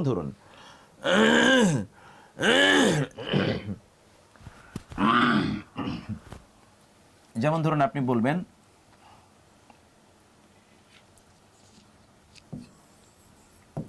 হাদিহি আন্নারু, হাদিহি নারু, কোরআনে আছে এই আগুন। আবার হতে পারেন হাদিহি আল উম্মু, এই মা, হাদিহিল উম্মু, এই মা। অতএব এটি মানুষ এবং মানুষের বাইরে সবাইকে বোঝাতে পারে। কিন্তু এই যে হা উলাই, এটি কিন্তু মানুষ ছাড়া আর কাউকে বোঝাবে না। আপনি এটা বলবেন হা উলা ইল হায়ওয়ান, এটা বলবেন না যে এই হায়ওয়ানগুলো বা প্রাণীগুলো, এটা আপনি বলবেন না। শুধু মানুষ, হা উলা ইল নাস, হা উলা ইল মুমিনুন, হা উলা ইল মুফলিহুন। কিন্তু তাইলে এই যে বহুবচন প্রাণী বাচক নয় এমন কোন নিকটবর্তী বহুবচনকে বোঝানোর জন্য আপনি কি বোঝাবেন? সেটা এই হা দিহি ব্যবহার হবে তখন। যেমন আপনি বলবেন হা দিহিল হায়াওয়ানাত, হাদিহিল হায়ওয়ানাত, আপনি হয়তো বলবেন এই প্রাণীগুলো। দেখেন এখানে কিন্তু শব্দ যদি এক বচন, কিন্তু এটা বহু বচনকে বোঝাচ্ছে। তাহলে হাদিহির ব্যবহার আমরা কি দেখলাম? আদি পুরুষকে মানে নারীকে বোঝায়, মানুষকে বোঝায়, মানুষের বাইরে নারীবাচক যেগুলো আছে সেগুলোকে বোঝায়। আবার এগুলো মানুষের বাইরে প্রাণীবাচক কিন্তু মানুষের বাইরে অথবা অপ্রাণীবাচক বহুবচন, এগুলোকে বোঝানোর জন্য এই হাদিহি ব্যবহৃত হয়। যেমন ধরুন আপনি মানুষের বাইরে মানে প্রাণীর বাইরে অপ্রাণীবাচক, যেমন ধরুন আল কুতুব শব্দের বহুবচন, আল কুতুব বই, আল কুতুব, তখন আপনি কি বলতে পারেন? এই বইগুলো। আপনি বলবেন হাদিহিল কুতুব, এই বইগুলো। হাদিহি কিন্তু নারীবাচক। কারণ কি আপনাদের মনে আছে আমরা বলেছিলাম মানুষের বাইরে যে সকল প্রাণীবাচক বহুবচনগুলো আছে অথবা যে সকল বহুবচনগুলো অনিয়মতান্ত্রিক অথবা যে সকল বহুবচনগুলো আপনার যে সকল বহুবচনগুলো অনিয়মতান্ত্রিক মানে জমা মুকাসসার যেটি আমরা বলেছিলাম, অথবা যেগুলো অপ্রাণীবাচক বহুবচন, অপ্রাণীবাচক বহুবচন অথবা মানুষের বাইরে প্রাণীবাচক বহুবচন, এগুলোকে আসলে এক নারীবাচক এক বচন ধরা হয়। অপ্রাণীবাচক বহুবচন, অনিয়মিত বহুবচন, মানুষের বাইরে যে সকল বহুবচন মানে আপনার বুদ্ধিমান প্রাণীর বাইরে যে সকল বহুবচন আছে, এই সকল বহুবচনগুলো বুদ্ধিমান প্রাণীর বাইরে, প্রাণী কিন্তু বুদ্ধিমান প্রাণী নয়, যেমন ধরুন মানুষ অথবা জিন অথবা ফেরেশতা, এটা তো বুদ্ধিমান, এর বাইরে যে সকল প্রাণীবাচক আছে অথবা অপ্রাণীবাচক বহুবচন অথবা অনিয়মতান্ত্রিক বহুবচন, এইগুলোকে সাধারণত নারীবাচক এক বচন ধরা হয়। এই জন্য এর আগে হাদিহি এসছে, এর আগে হাদিহি এসছে। ঠিক একই বিষয়টি তিলকা এর জন্য প্রযোজ্য, একই জিনিসটি তিলকা এর জন্য প্রযোজ্য। তা আমরা তাহলে এখানে মৌলিক বিষয় হলো কি, হাদা এটি তো সকলের জন্য মানুষ এবং মানুষের বাইরে অন্য সকল কিছু আপনার পুরুষবাচক বোঝানোর জন্য ব্যবহৃত হয়, নারীবাচক বোঝানোর জন্য হাদিহি ব্যবহৃত হয়। এটি প্রাণী হোক অপ্রাণী হোক নারীবাচক।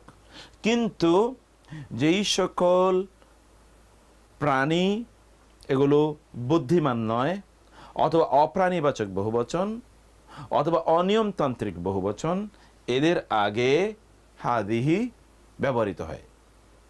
এদের আগে কি হাদিহি এটি ব্যবহৃত হয়। যেমন আমরা এখানে হাদিহি ব্যবহৃত ব্যবহার, হাদিহি এর ব্যবহার এখানে আমরা দেখতে পাচ্ছি।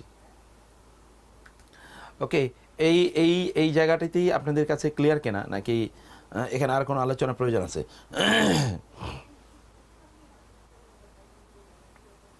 ঠিক তেমনিভাবে এটা যদি ইয়া হয়ে থাকে, ঠিক তেমনি এখানে আমরা হা উলাইয়ের ব্যাপারে যেরকম বলেছি, ঠিক জালিকা, ঠিক এখানে আছে কি জালিকা তিলকা উলাইকা, এই যে জালিকা তিলকা উলাইকা, উলাইকা এই আলোচনার ক্ষেত্র ঠিক এটাই প্রযোজ্য। এখানে যেমন আমরা বলেছিলাম এই উলাইকা শুধুমাত্র মানুষকে বোঝাবে, ম্যান অনলি, কিন্তু জালিকা মেল মানে হলো কি, জালিকা এটা ম্যান, এবং ম্যানের বাইরে নো হিউম্যান বিং মানে নন হিউম্যান এদের জন্য এটি ব্যবহৃত হয় জালিকা। এটা আমরা যদি ম্যান না বলে আমরা যদি বলি হিউম্যান নন হিউম্যান দুটোর জন্য এটি ব্যবহৃত হয়। একটা एग्जांपल দিতে পারে যে জালিকাল কিতাবু লা রাইবা ফিহি, এক্স্যাক্টলি, যেমন জালিকাল কিতাব, এক্স্যাক্টলি যেমন জালিকাল কিতাবু লা রাইবা ফিহি, জালিকাল কিতাব আমরা বলতে পারি জালিকা আখি, ও হচ্ছে আমার ভাই, উনি আমার ভাই। তাহলে এটা মানুষের জন্য, মানুষের বাইরে অন্য কিছুর জন্য ব্যবহৃত হয়। কিন্তু তিলকা এর ব্যাপারে এই যে এখানে আমরা যা বললাম না, হুবহু তিলকার ব্যাপারে একই বক্তব্য প্রযোজ্য। এখানে আমরা যা বলেছি তিলকার ব্যাপারে একই বক্তব্য প্রযোজ্য, আর উলাইকা ওইখানে হা উলাইয়ের ব্যাপারে আমরা যা বলেছি উলাইকার ব্যাপারে একই বক্তব্য প্রযোজ্য। অর্থাৎ এই তিনটি জিনিস, এই জন্য আপনি দেখবেন কোরআনে আছে যেমন তিলকার রুসুলু ফাদ্দালনা, তিলকার রুসুলু কোরআনে আছে, 3 নম্বর পারাটি শুরুই হয়েছে এটা দিয়ে, তিলকার রসুলু। তো তিলকা ওই আর রসুলু, রসুলু শব্দটি কি রাসূল এর বহুবচন এবং অনিয়মতান্ত্রিক বহুবচন, এই জন্যে এটিকে নারীবাচক একবচন ধরা হয়েছে, তাহলে তিলকা এটি নারীবাচক একবচন, মানুষ man human being, non human being নারীবাচক একবচন, এবং যেগুলো নন ইন্টেলিজেন্ট অ্যানিমালস, যদি আমরা বলি, অথবা যেগুলো ব্রোকেন প্লুরালস সেগুলোর জন্যে এটি ব্যবহৃত হয় বহুবচন আকারে। এখানে আমরা যেই বিষয়গুলো, 3টি বিষয় আমরা বলেছিলাম, অতএব মানুষ এর বাইরে যে সকল প্রাণী আছে সে সকল প্রাণী এর বহুবচনের ক্ষেত্রে, অথবা অপ্রাণীবাচক বহুবচনের ক্ষেত্রে, অপ্রাণীবাচক ইনঅ্যানিমেট প্লুরালস অথবা ব্রোকেন প্লুরালস, এই 3 ধরনের প্লুরালকে বোঝানোর জন্য তিলকা ব্যবহৃত হয়, কারণ এইগুলোকে নারীবাচক একবচন ধরা হয় আরবি ভাষায়, আর এটি তো শুধুমাত্র পুরুষদের জন্য ব্যবহৃত হয়। এটা হলো আমাদের যেটা আলোচনা, অর্থাৎ ডেমনস্ট্রেটিভ প্রনাউনের আলোচনাটি এতটুকুই। এর বাইরে আমরা অনেক উদাহরণ আপনাদেরকে দিয়েছি, সেই উদাহরণগুলো আপনারা পড়ে নেওয়াটাই আবার রিভিউ করে নেবেন, এতটুকু আপনাদের জন্য যথেষ্ট ইনশাআল্লাহ। তো এই ব্যাপারে যদি আর কোনো আলোচনা না থাকে তাহলে আমি এই আলোচনাটা এখানে শেষ করব। এখানে কি আর কোনো বিষয় আছে? মুক্তার ভাই, আপনি এই ডুয়েলটা এখানে টাচ করেন নাই, তো আমি কি ডুয়েল ডেমনস্ট্রেটিভ প্রোনাউনের বেলায় খুব একটা মানে ইম্পর্টেন্ট না, খুবই কম ব্যবহার, ডুয়েল আছে কিন্তু খুব কম ব্যবহার। আপনি যেমন কোরআনে এর ব্যবহার এত কম দেখবেন, যেমন হাদিহি এটা, তারপরে কি তারপরে আমরা বলছি হাদিহি, হাদা এর দ্বিবচন কি হাজানি, হাজার দ্বিবচন কি দ্বিবচন হাদানি, কোরআনে খুবই কম। ইন্না হাদানি লা সাহিরানি, এই 2 জন জাদুকর, ইউরিদানি আন ইউখরিজাকুমা মিন আরদিকুমা বিসিহরিকুমা ইউখরিজা বিসিহরিহিমা, এটা ওই যে মূসা আলাইহিস সালাম এবং তার ভাই হারুন, এইরকম খুব কম ক্ষেত্রে এই হাদানি এটি ব্যবহৃত হয়। এর জি ওয়ালাইকুম আসসালাম। জি kindly if you don't mind, ওই নারীবাচক একবচন হবে 1 2 3 করে, যদি আবার একটু জাস্ট খালি পয়েন্টগুলো বলেন, নারীবাচক একবচন কোনটা হবে? নারীবাচক একবচন যেগুলো বেসিক্যালি বহুবচন কিন্তু এগুলোকে নারীবাচক একবচন ধরা হয়। এটা হলো 3টা প্লুরাল, কিন্তু এগুলোকে কি ধরা হয়? ফেমিনিন সিঙ্গুলার এগুলোকে ধরা হয়।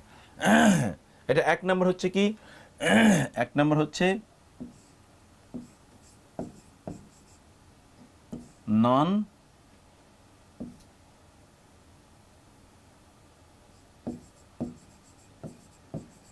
হিউম্যান আপনার লিভিং বিংস যদি আমরা বলি নন হিউম্যান, আচ্ছা এটাকে আমি ইয়ে বলি বা তাই না, বাংলা লিখে দিই।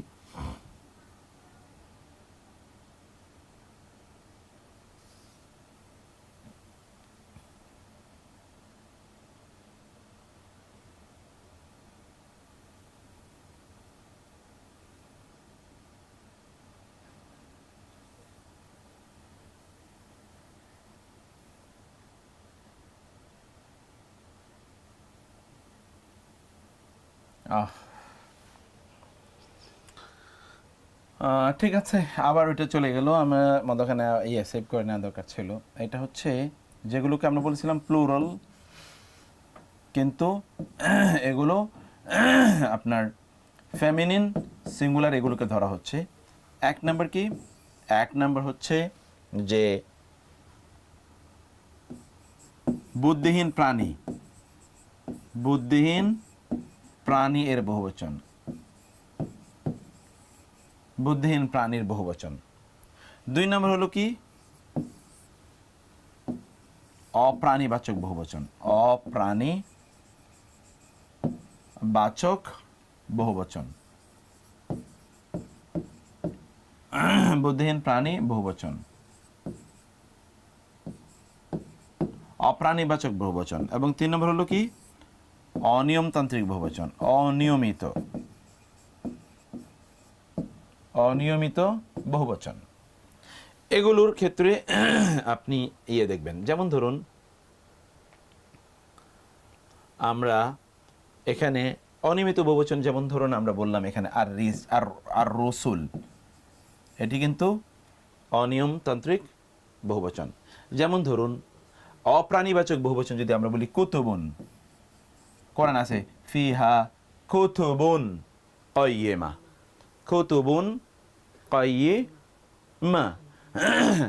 তারপরে এখানে যদি আপনি বলেন যেমন আসাদুন, এর বহুবচন হলো আল উজদ, বহুবচন মানে লায়ন্স, কিন্তু বুদ্ধিহীন প্রাণীবাচক বহুবচন। এগুলোর ক্ষেত্রে আপনি ওই যে কি ব্যবহার করবেন? হাদিহি অথবা তিলকা, এই দুটোই ব্যবহার করা এখানে বৈধ, জায়েজ আছে ইনশাআল্লাহ। Thank you very much. জাযাকুমুল্লাহ খায়ের। তো আমাদের আজকে একেবারে শেষের দিকে আমরা চলে এসেছি।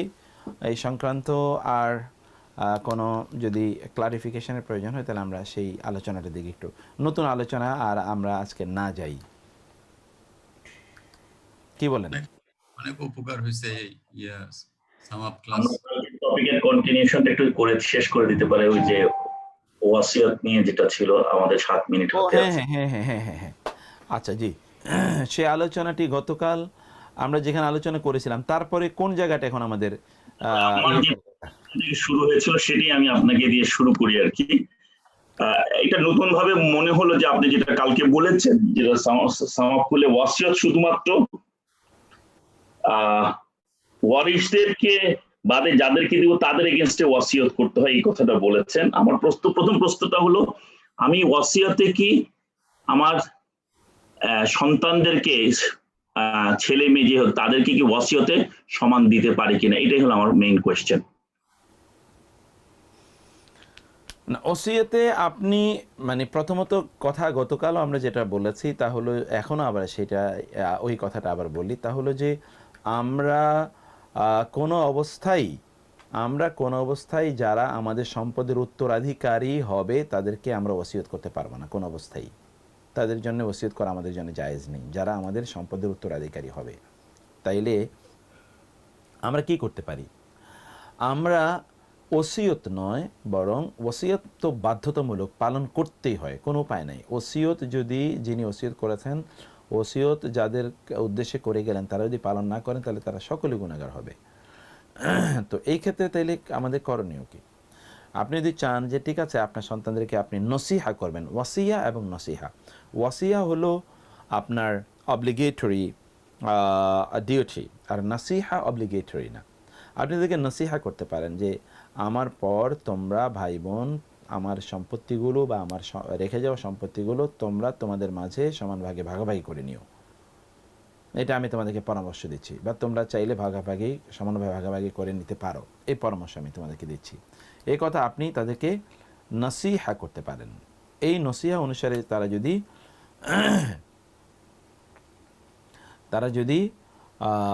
যদি এটি করে তাইলে সমস্যা হবে না, আপনিও এই কথা বলতে পারবেন।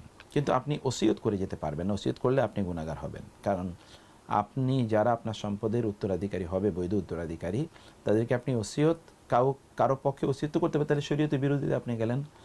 আর ওসিয়ত করতে গেলে আপনি একজনকে বেশি দিলেন আরেকজনকে কম দিলেন,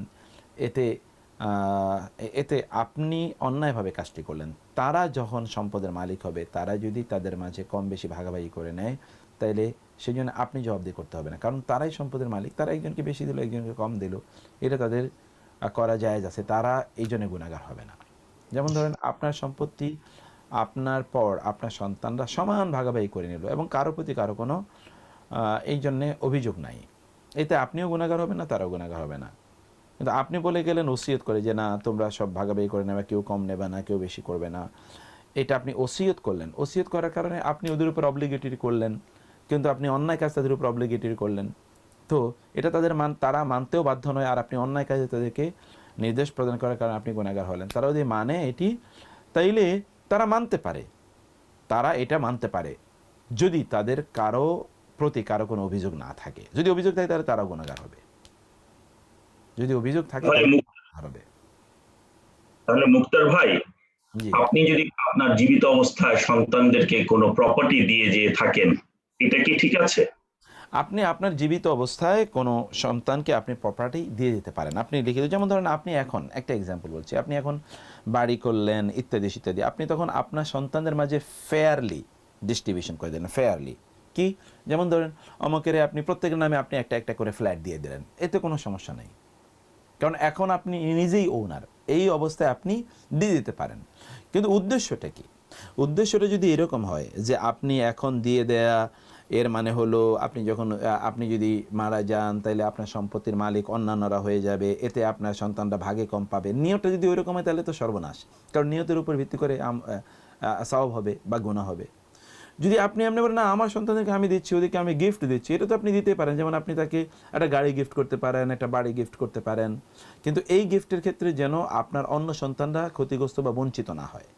একজনকে বেশি দিলেন আরেকজনকে কম দিলেন, এমন যেন না হয়। এই জায়গায় আপনি ফেয়ার ডিস্ট্রিবিউশন আপনি করার চেষ্টা করবেন। নিয়তটা কোনো অবস্থায় ওই রকম থাকবে না যে অন্যদেরকে আমি ডিপ্রাইভ করলাম, সেরকম নিয়ত না, এমনি আপনি দিলেন। এতে বাংলাদেশের কনটেক্সটে আপনি এই যে ফেয়ার করতে হলে, সমান করতে হলে, এইটা কি কোয়ান্টিটিতে সমান করেন না ভ্যালুতে সমান করেন? মানে আপনার দুটো কোয়ান্টিটি তো কিছুই না, কোয়ান্টিটি 5 কাঠা জমি 2 ছেলে মেয়েকে দিলেন, এখন যদি একটার দাম বেশি থাকে, এটা তো আমি জানি না কোনটার কি প্রাইস হবে, how do I do that? এই যে আপনি যে ফেয়ারনেস এর কথা বললেন। জি, কিন্তু মোতা ভাই এখানে একটা কোশ্চেন আছে যে ছেলে মেয়ের ব্যাপারে কেউ ডাবল পাবে কেউ সিঙ্গেল পাবে, এটা ব্যাপার আছে না? আমি যদি ছেলে মেয়েকে সমান দিই, তার আমার ছেলে হয়তো মুখ ফুটে কিছু বললো না, কিন্তু মনে যদি খারাপ রাখে, তাহলে কি আমার গুনাহ হবে? না, এটা হলো আসলে উত্তরাধিকারীর সম্পদগুলো বন্টন, ওই যে 2:1 এটি বন্টন হয় মূলত ব্যক্তির মৃত্যুর পর। মৃত্যুর আগের জন্য এটা প্রযোজ্য নয়, মৃত্যুর পরের জন্য এটা প্রয়োজন। মৃত্যুর পরে এইভাবে ডিস্ট্রিবিউশন হবে। যেমন মৃত্যুর আগে, এখন ধরুন ফ্যাসিলিটির কথা বলি, আপনি শুধু সম্পদের কথাই বললেন না, ফ্যাসিলিটির কথা বলি। এখন আপনি হতে পারে যে আপনার কোনো একটা সন্তানকে আপনি পড়াচ্ছেন হচ্ছে আপনার ধরেন খুব উঁচু মানের পড়া আপনি পড়াচ্ছেন, যেখানে কস্ট ইনভলভমেন্ট অনেক বেশি। আরেকজনকে কিন্তু অত উচ্চ মানের পড়া পড়াচ্ছেন না, বিভিন্ন কারণে সে ওই জায়গায় আসলে যেতে পারে না, ভর্তি হতে পারে না, তার কস্ট ইনভলভমেন্ট কম। এখন কি ফেয়ার ডিস্ট্রিবিউশন হলো? তা তো হলো না। একজনের ধরেন একটু অসুস্থ, তার সুস্থতার জন্য টাকা পয়সা বেশি লাগে, আরেকজন একেবারে দিব্যি, তার জন্য আপনার কোনো খরচই হয় না। আপনি কি মনে করবেন যে তাহলে ওর জন্য তো হলো?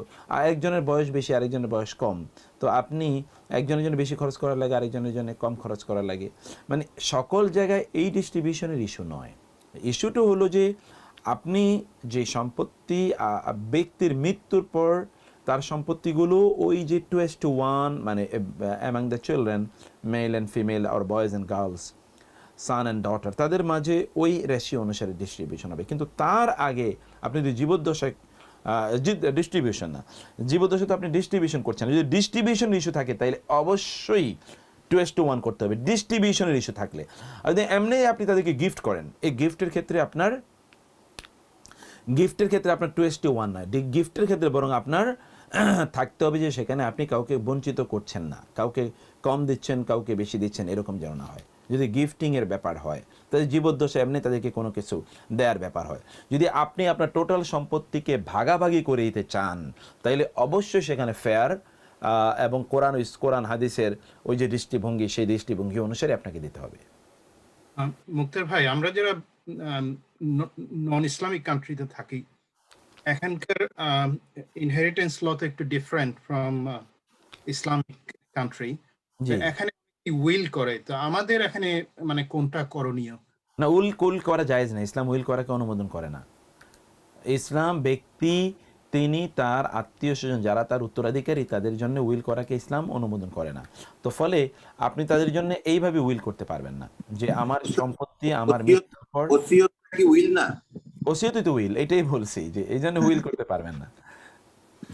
এই জন্য আপনি, কারণ ওরাই তো আপনার সম্পত্তির মালিক, আপনি তাদের জন্য কিভাবে উইল করবেন? এখন তাহলে আপনার ঘটনা হলো যে তাইলে এই ওয়েস্টার্ন কান্ট্রিতে তো আমাদেরকে এটা উইল করতে হয় বা এই করতে হয় সেই করতে হয়, সেই ক্ষেত্রে আপনি অবশ্যই ইসলামী শরিয়া যেভাবে ডিস্ট্রিবিউশন, যেহেতু উইলটা একটা ডিস্ট্রিবিউশনের ইস্যু, অতএব ইসলামী শরিয়া যেভাবে ডিস্ট্রিবিউশনের কথা বলে ঠিক এইভাবে আপনাকে ডিস্ট্রিবিউশন করতে হবে যদি আপনি করতে চান। এখন এই ক্ষেত্রে বলবেন যে না এই দেশগুলো তো এটা আমাকে করার অনুমোদন দেয় না, সেক্ষেত্রে আপনি ওইটা করারই দরকার কি?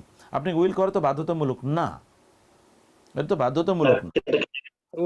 উইল বাধ্যতামূলক হয় না হলে স্টেট সম্পত্তিটা নিয়ে যায়। কানাডাতে আমি জানি এরকম সম্পত্তি নিবে না, ওটাকে বলা হয় প্রোবেট। ওখানে যদি আমি না করে যাই, এবং আমাদের মসজিদে এখানে মুক্তার ভাই আমাদের মসজিদে কিন্তু একটা উইলের বন্দোবস্ত আছে, মানে টেকনিক্যাল টার্ম ওখানে ইয়ের মতো আর কি, ইন্টারেস্ট নেওয়ার মতো। ওটা ইন্টারেস্ট বলে না, কিন্তু ওরা আসলে টেকনিক্যালি এমন ভাবে ঘটনাটা কিন্তু ওই উইলের মতোই দাঁড়াচ্ছে, কিন্তু আগের থেকে আমাকে এখন লিভিং উইল করে যেতে হচ্ছে। লিভিং অবস্থাতে আমি বলে যাচ্ছি যে এই ঘটনা হবে, এবং সেখানে আমার মসজিদও কিন্তু আছে, I can give a percentage to my মসজিদ, এটা কিন্তু মসজিদ অ্যালাউ করছে। তাহলে আপনি বলবেন মসজিদ তো আমার এখতিয়ারের মধ্যে নাই, তাহলে আমি মসজিদকে কেন দিব, কেমন করে পয়সাটা দিলাম? How do you explain that? না, আমি এটা আবার একটু শুনতে চাই বিষয়টা, একটু কাইন্ডলি আরো বলবেন। সরি, যেটা হচ্ছে যে শারীরিক যেটা বলতে গেল, যদি আমি আগে থেকে এটা ডিস্ট্রিবিউশনটা না করি তাহলে all my properties immediately will be under the custody of the state. এই জন্য একটা প্রোবেটে চলে যাবে, এবং ওই প্রোবেট থেকে যখন আমার বাচ্চারাও ওইটা আনতে যাবে তাদের মাথা খারাপ হয়ে যাবে। এই জন্য আমাকে করে যেতে হবে একটা লিভিং উইল, যে ইন মাই অ্যাবসেন্স এটা মরার পরে অ্যাক্টিভেট হবে। আমি যখন মারা যাব, যদি আমি অথবা আমার বউ যে মারা যাক না কেন, অন্যজন পুরো কাস্টাডিটা পেয়ে যাবে। she will run it or I will run it in her absence. আমরা দুইজনে যদি কোনো অবস্থায় মারা যায়, প্লেন অ্যাক্সিডেন্ট এখানে ওখানে, তখন এসে যাবে আমাদের হয় আমার ভাই নাহলে ওর ভাই, এসে এটাকে তারা একটা কাস্টোডিয়ান হবে। কাস্টোডিয়ানরা ভাগাভাগি করবে অ্যাকর্ডিংলি বাচ্চাদেরকে। এখানে যেমন আমার 3টা বাচ্চা আছে, আমি তাদেরকে 1/3 করে দিতে হয়েছে। ওই যে ছেলে মেয়ের ব্যাপারটা শারিয়া যেটা বলতে চাচ্ছিল, সেখানে আমি এটা করতে পারবো না unless I give him before I die. এটা হচ্ছে নিয়ম এখানকার। এখানে ইসলামী শরীয়তের মধ্যে কিনা জানি না, কিন্তু এখানে আমার উইলের মধ্যে a percentage of my property will go to my মসজিদ যেখানে আমি যাই। তো আপনি যেটা বললেন যে ছেলে মেয়েকে শুধু দিব, তাহলে কি আমি ছেলে মেয়ে যদি না চাই যে আমি মসজিদকে না দিই, তাহলে কি আমি তাদেরকে ডিপ্রাইভ করলাম? না, এক্স্যাক্টলি সম্পদের মালিক তো আপনি। আপনি যদি এই গোটা সম্পদ এর একটা অংশ, যেটা ইসলামী শরিয়া 3/1 ওসিয়ত করার কথা, মানে ওসিয়ত না, 3/1 আপনি এটাকে ওয়াকফ করে যাওয়ার কথা বলেছে, কমপক্ষে আপনি 3/1 করতে পারেন বা ওসিয়ত করতে পারেন 3/1। এতটুকু করার অনুমোদন তো আপনাকে ইসলাম দিয়েছে। অতটুকু ওদের সম্পদই না, ততটুকু তাদের সম্পদই। কনফিউশনটা হচ্ছে যে আপনি ওয়াসিয়াত বলছেন উইল, এবং এটা মৃত্যুর পরে কার্যকর হবে ওনারের, তাহলে আবার সেটার মধ্যে বলেছেন সেটা যে ওয়ারিশ যারা আছে তাদেরকে ওই ওয়াসিয়তের মধ্যে রাখতে পারবেন না। মানে না। এখানে আমি তাহলে আপনার কি উইল হলো? উইলটা তো বুঝলাম না। উইল তো আমরা সারাদিনে আমাদের ওয়ারিশদের জন্য উইল করে যাই, কিন্তু এখানে আপনি ওয়াসিয়তটা ওই উইল বলছেন যেটা ওয়ারিশটা তো যা পাবার যারা পাবে, হ্যাঁ, কিন্তু আপনি যদি ওয়ারিশের বাইরে 1/3টা দিতে যাচ্ছেন সেটার জন্য ওয়াসিয়ত করতে বলছেন। এখানে আমার ওইখানে আমার কনফিউশন আছে। তাহলে তো এটা উইল না। উইল হলে আমি কি এটা দানপত্র আউটসাইড দ্য, মানে যারা মানে আমার আমার লফুলি যারা ইনহেরিট করবে তাদেরটা তো দরকার হচ্ছে না। তাহলে মানে ওয়েস্টার্ন কান্ট্রিদের দরকার আছে, বিকজ তার লিগ্যাল বাইন্ডিং। আমাদের দেশে তো লিগ্যাল বাইন্ডিং, কারণ আমি বাংলাদেশে যা কিছুই করবো আমাকে কোর্টে সাকসেশন আনতে হবে, কোর্টে সাকসেশন আমাকে 2:1 ওই লিগ্যাল লতেই আমাকে করে দিবে, তোর বাইরে যেতে পারবো না। আর যদি আমার যদি ব্যাংকের সিকিউরিটি থাকে, ফিক্সড ডিপোজিট থাকে, সেখানে বাংলাদেশ লতে নমিনি যেভাবে আপনি ডিক্লেয়ার করবে নমিনি পাবে, সেখানে কিন্তু ওই 2:1 ওখান থেকে কোর্টের থেকে সাকসেশন লাগে না। সেটাই তো আমরা বলেছি, সেটা কি করবেন? আমরা এই জায়গায় আমরা বলেছি যে ওসিয়ত লফুলি যারা আপনার সম্পত্তির হবে, ইনহেরিটর হবে, তাদের মাঝে তাদের জন্য আপনি ওসিয়ত করতে পারবেন না, এটা ইসলাম সেটা অনুমোদন করে না। আর এই ওসিয়তটাই উইল নামে আমরা ভিন্ন নামে আমরা আমাদের উত্তরাধিকারীদের জন্য করে থাকি। অতএব উইল করা যায় না। উইল এবং ওসিয়ত একই জিনিস। এই উইল আপনি করতে পারেন। ওয়েস্টার্ন কান্ট্রির কথা আমরা আলোচনা করছি, আমরা লিগাল পার্সপেক্টিভটা আলোচনা করছি যে আপনি এটি করতে পারবেন না। উইল এবং ওসিয়ত একই জিনিস, কারণ আপনি আসলে আপনার ইনহেরিটর যারা তাদেরকে আপনি বলে দিলেন যে এরা একে আমি এক্সট্রা এতটুকু দিলাম, তো আমি এতটুকু দিলাম, এটা আপনি দিতে পারবেন না, যে আপনার মৃত্যুর পরে এটা অ্যাপ্লিকেবল হবে। 2 নম্বর বিষয় হলো, তাহলে আপনি এই ওসিয়ত বা উইল কার জন্য করবেন? ওসিয়ত বা উইল আপনি করতে পারেন আপনার আত্মীয় স্বজনদের মধ্যে যারা আপনার সম্পত্তির মালিক হওয়ার সম্ভাবনা নাই। যেমন ধরেন আপনার সন্তান আছে, আপনার ভাই অথবা ধরুন আপনার বোনদের মধ্যে এমন কেউ আছে যারা আপনার সম্পত্তি, আপনার সন্তান আছে, আপনার বাবা মা আছে, এর কারণে তারা সম্পত্তির মালিক হচ্ছে না, কিন্তু তারা খুবই অসহায়, আপনি তার জন্য একটু উইল করে গেলেন। অথবা ধরুন আপনার দাদা, আপনার চাচা, অথবা ধরুন আপনার মামা, অথবা আপনার এলাকার কোনো মানুষ যে খুবই অসহায়, তার জন্য আপনি উইল করে যে মালিক হবে না। অথবা যে কোনো মসজিদের জন্য আপনি উইল করে গেলেন। উইল মানে এটা হলো ওয়াকফ বা হেবা, আপনি ওয়াকফ করে গেলেন, অথবা আপনি কোনো মাদ্রাসার জন্য করলেন, অথবা কোনো দাতব্য প্রতিষ্ঠানের জন্য আপনি করলেন, এইটা ওয়াসিয়ত করা যায়। এইটা করবেন আপনি ওয়াসিয়ত, উইল অথবা হেবা যে আপনি বলেন না কেন, এদের জন্য আপনি ওয়াসিয়ত বা উইল করতে পারবেন না। আপনার মৃত্যুর পর এরা সম্পত্তি ইসলামী আইন অনুসারে তারা পাবে, এর বাইরে তারা পাবে না।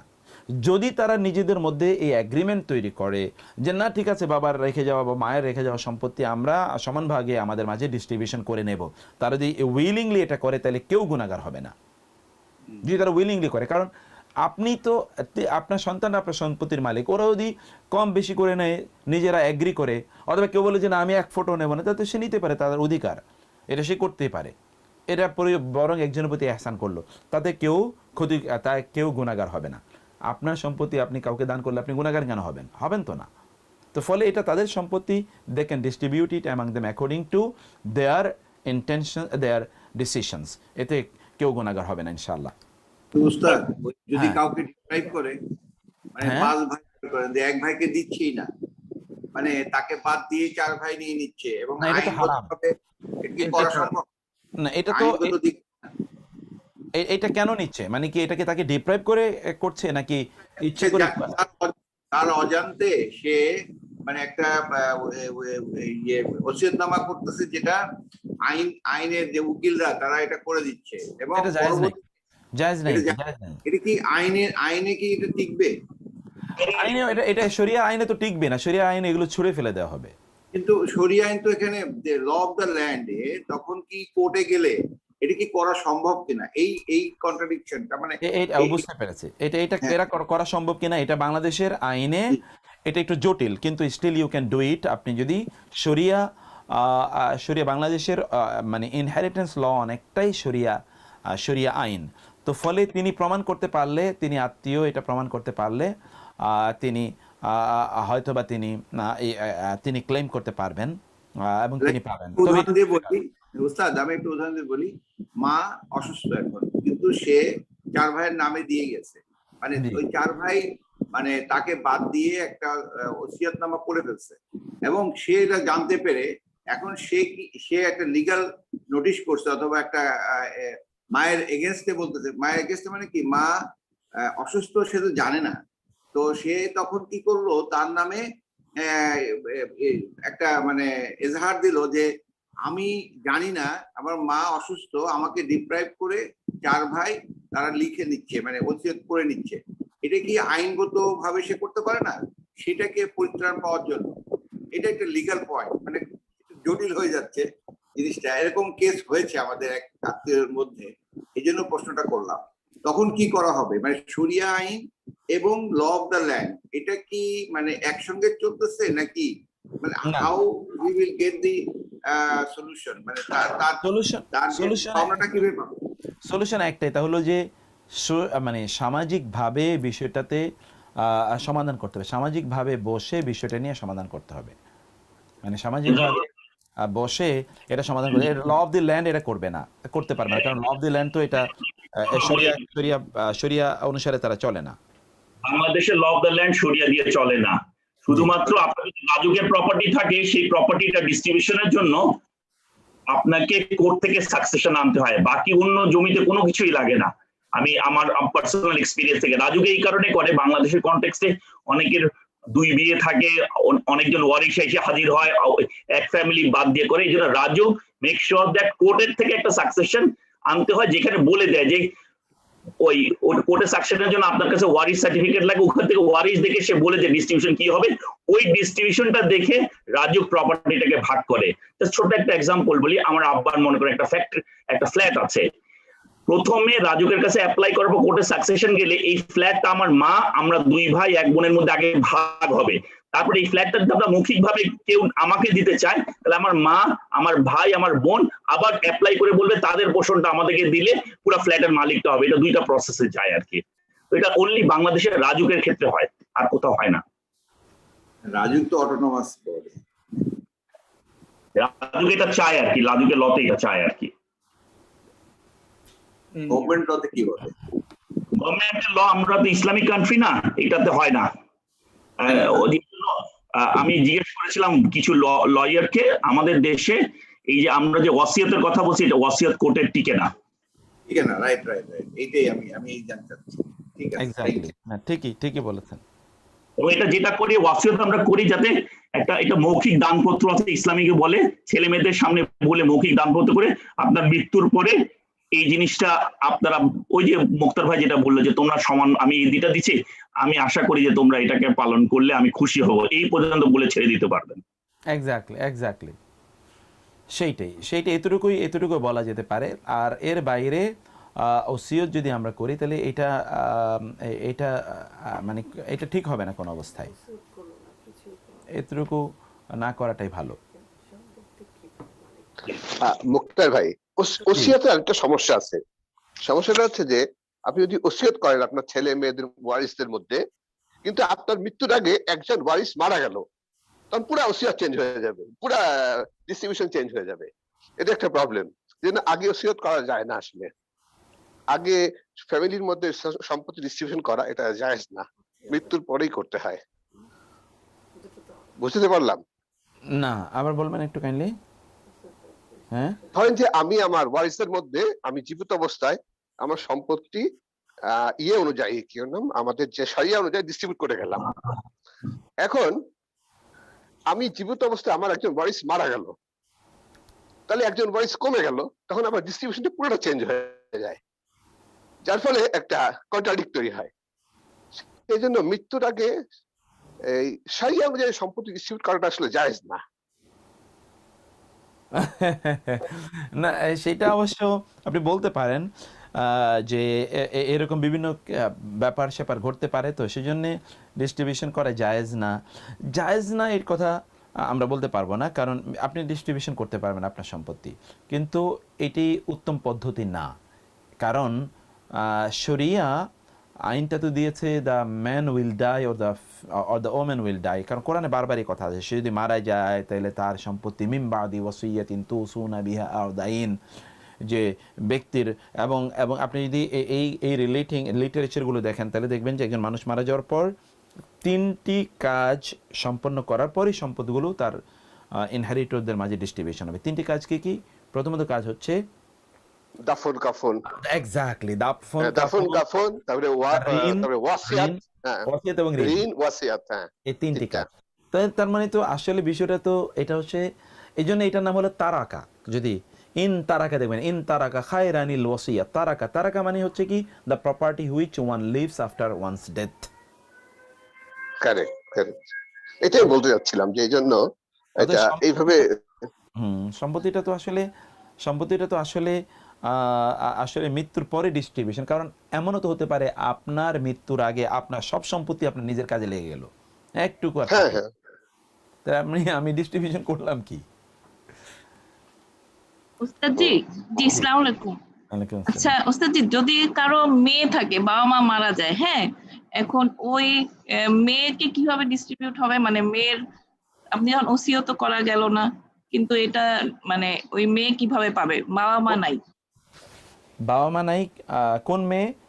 মানে ধরেন একটাই মেয়ে, সে মানে সে কিভাবে, মানে সম্পত্তিটা কিভাবে তাহলে ভাগ হবে? সম্পত্তি বাবা যদি মারা যায় তাহলে মেয়ে সম্পত্তির অর্ধেক পাবে, অর্ধেক।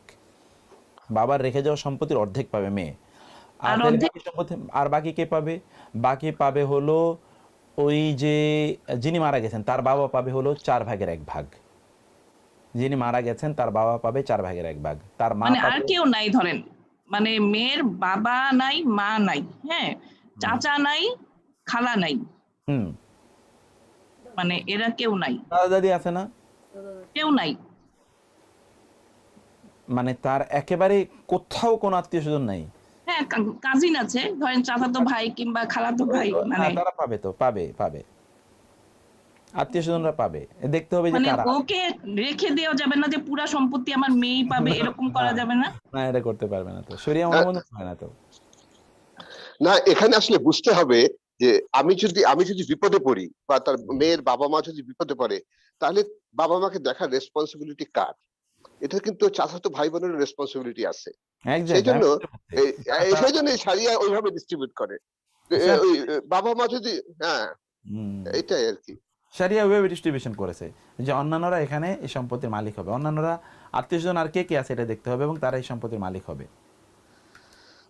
আচ্ছা, এটা কি বাংলাদেশের লতেও মানে এইভাবেই ইয়ে করা না? মানে বাংলাদেশের লটা অনেকটাই এই যে যেটা ল যেটা বলছিলাম যে এই সম্পদের ব্যাপারে যে লটা, এটা অনেকটাই শরিয়া কেন্দ্রিক ল।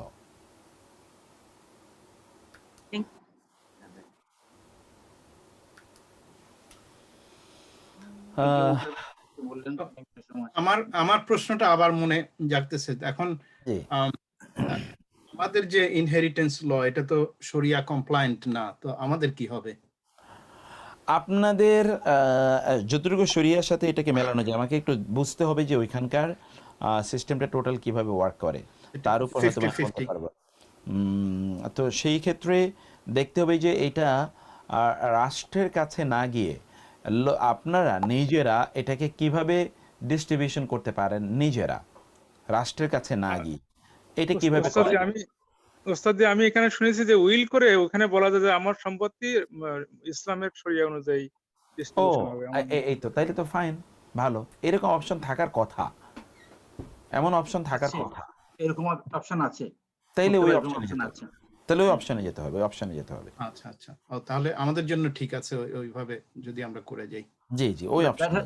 But that has to be written, that has to be done, যেটাকে বলা হয় যে লিভিং উইল করতে হবে। লিভিং উইলের মধ্যে ওটা একটা ডিরেক্টিভ হিসেবে আসবে, and that directive will like propagate after your death what is going to happen, এবং সেটা that it be executed by the nominee, আপনি যাদেরকে করে যাবেন। না ঠিক, জাযাকাল্লাহু খায়র। জাযাকুমুল্লাহ খায়র, জাযাকুমুল্লাহ খায়র। ঠিক আছে, তাহলে ইনশাআল্লাহ আমাদের নেক্সট তাহলে শুক্রবার দেখা হবে ইনশাআল্লাহ। আল্লাহ হাফেজ, জাযাকুমুল্লাহ খায়র। هذا وصلى الله سبحانه وتعالى نبينا محمد وآله وصحبه أجمعين. سبحانك اللهم وبحمدك أشهد أن لا إله إلا أنت أستغفرك وأتوب إليك. والسلام عليكم ورحمة الله وبركاته. وعليكم السلام.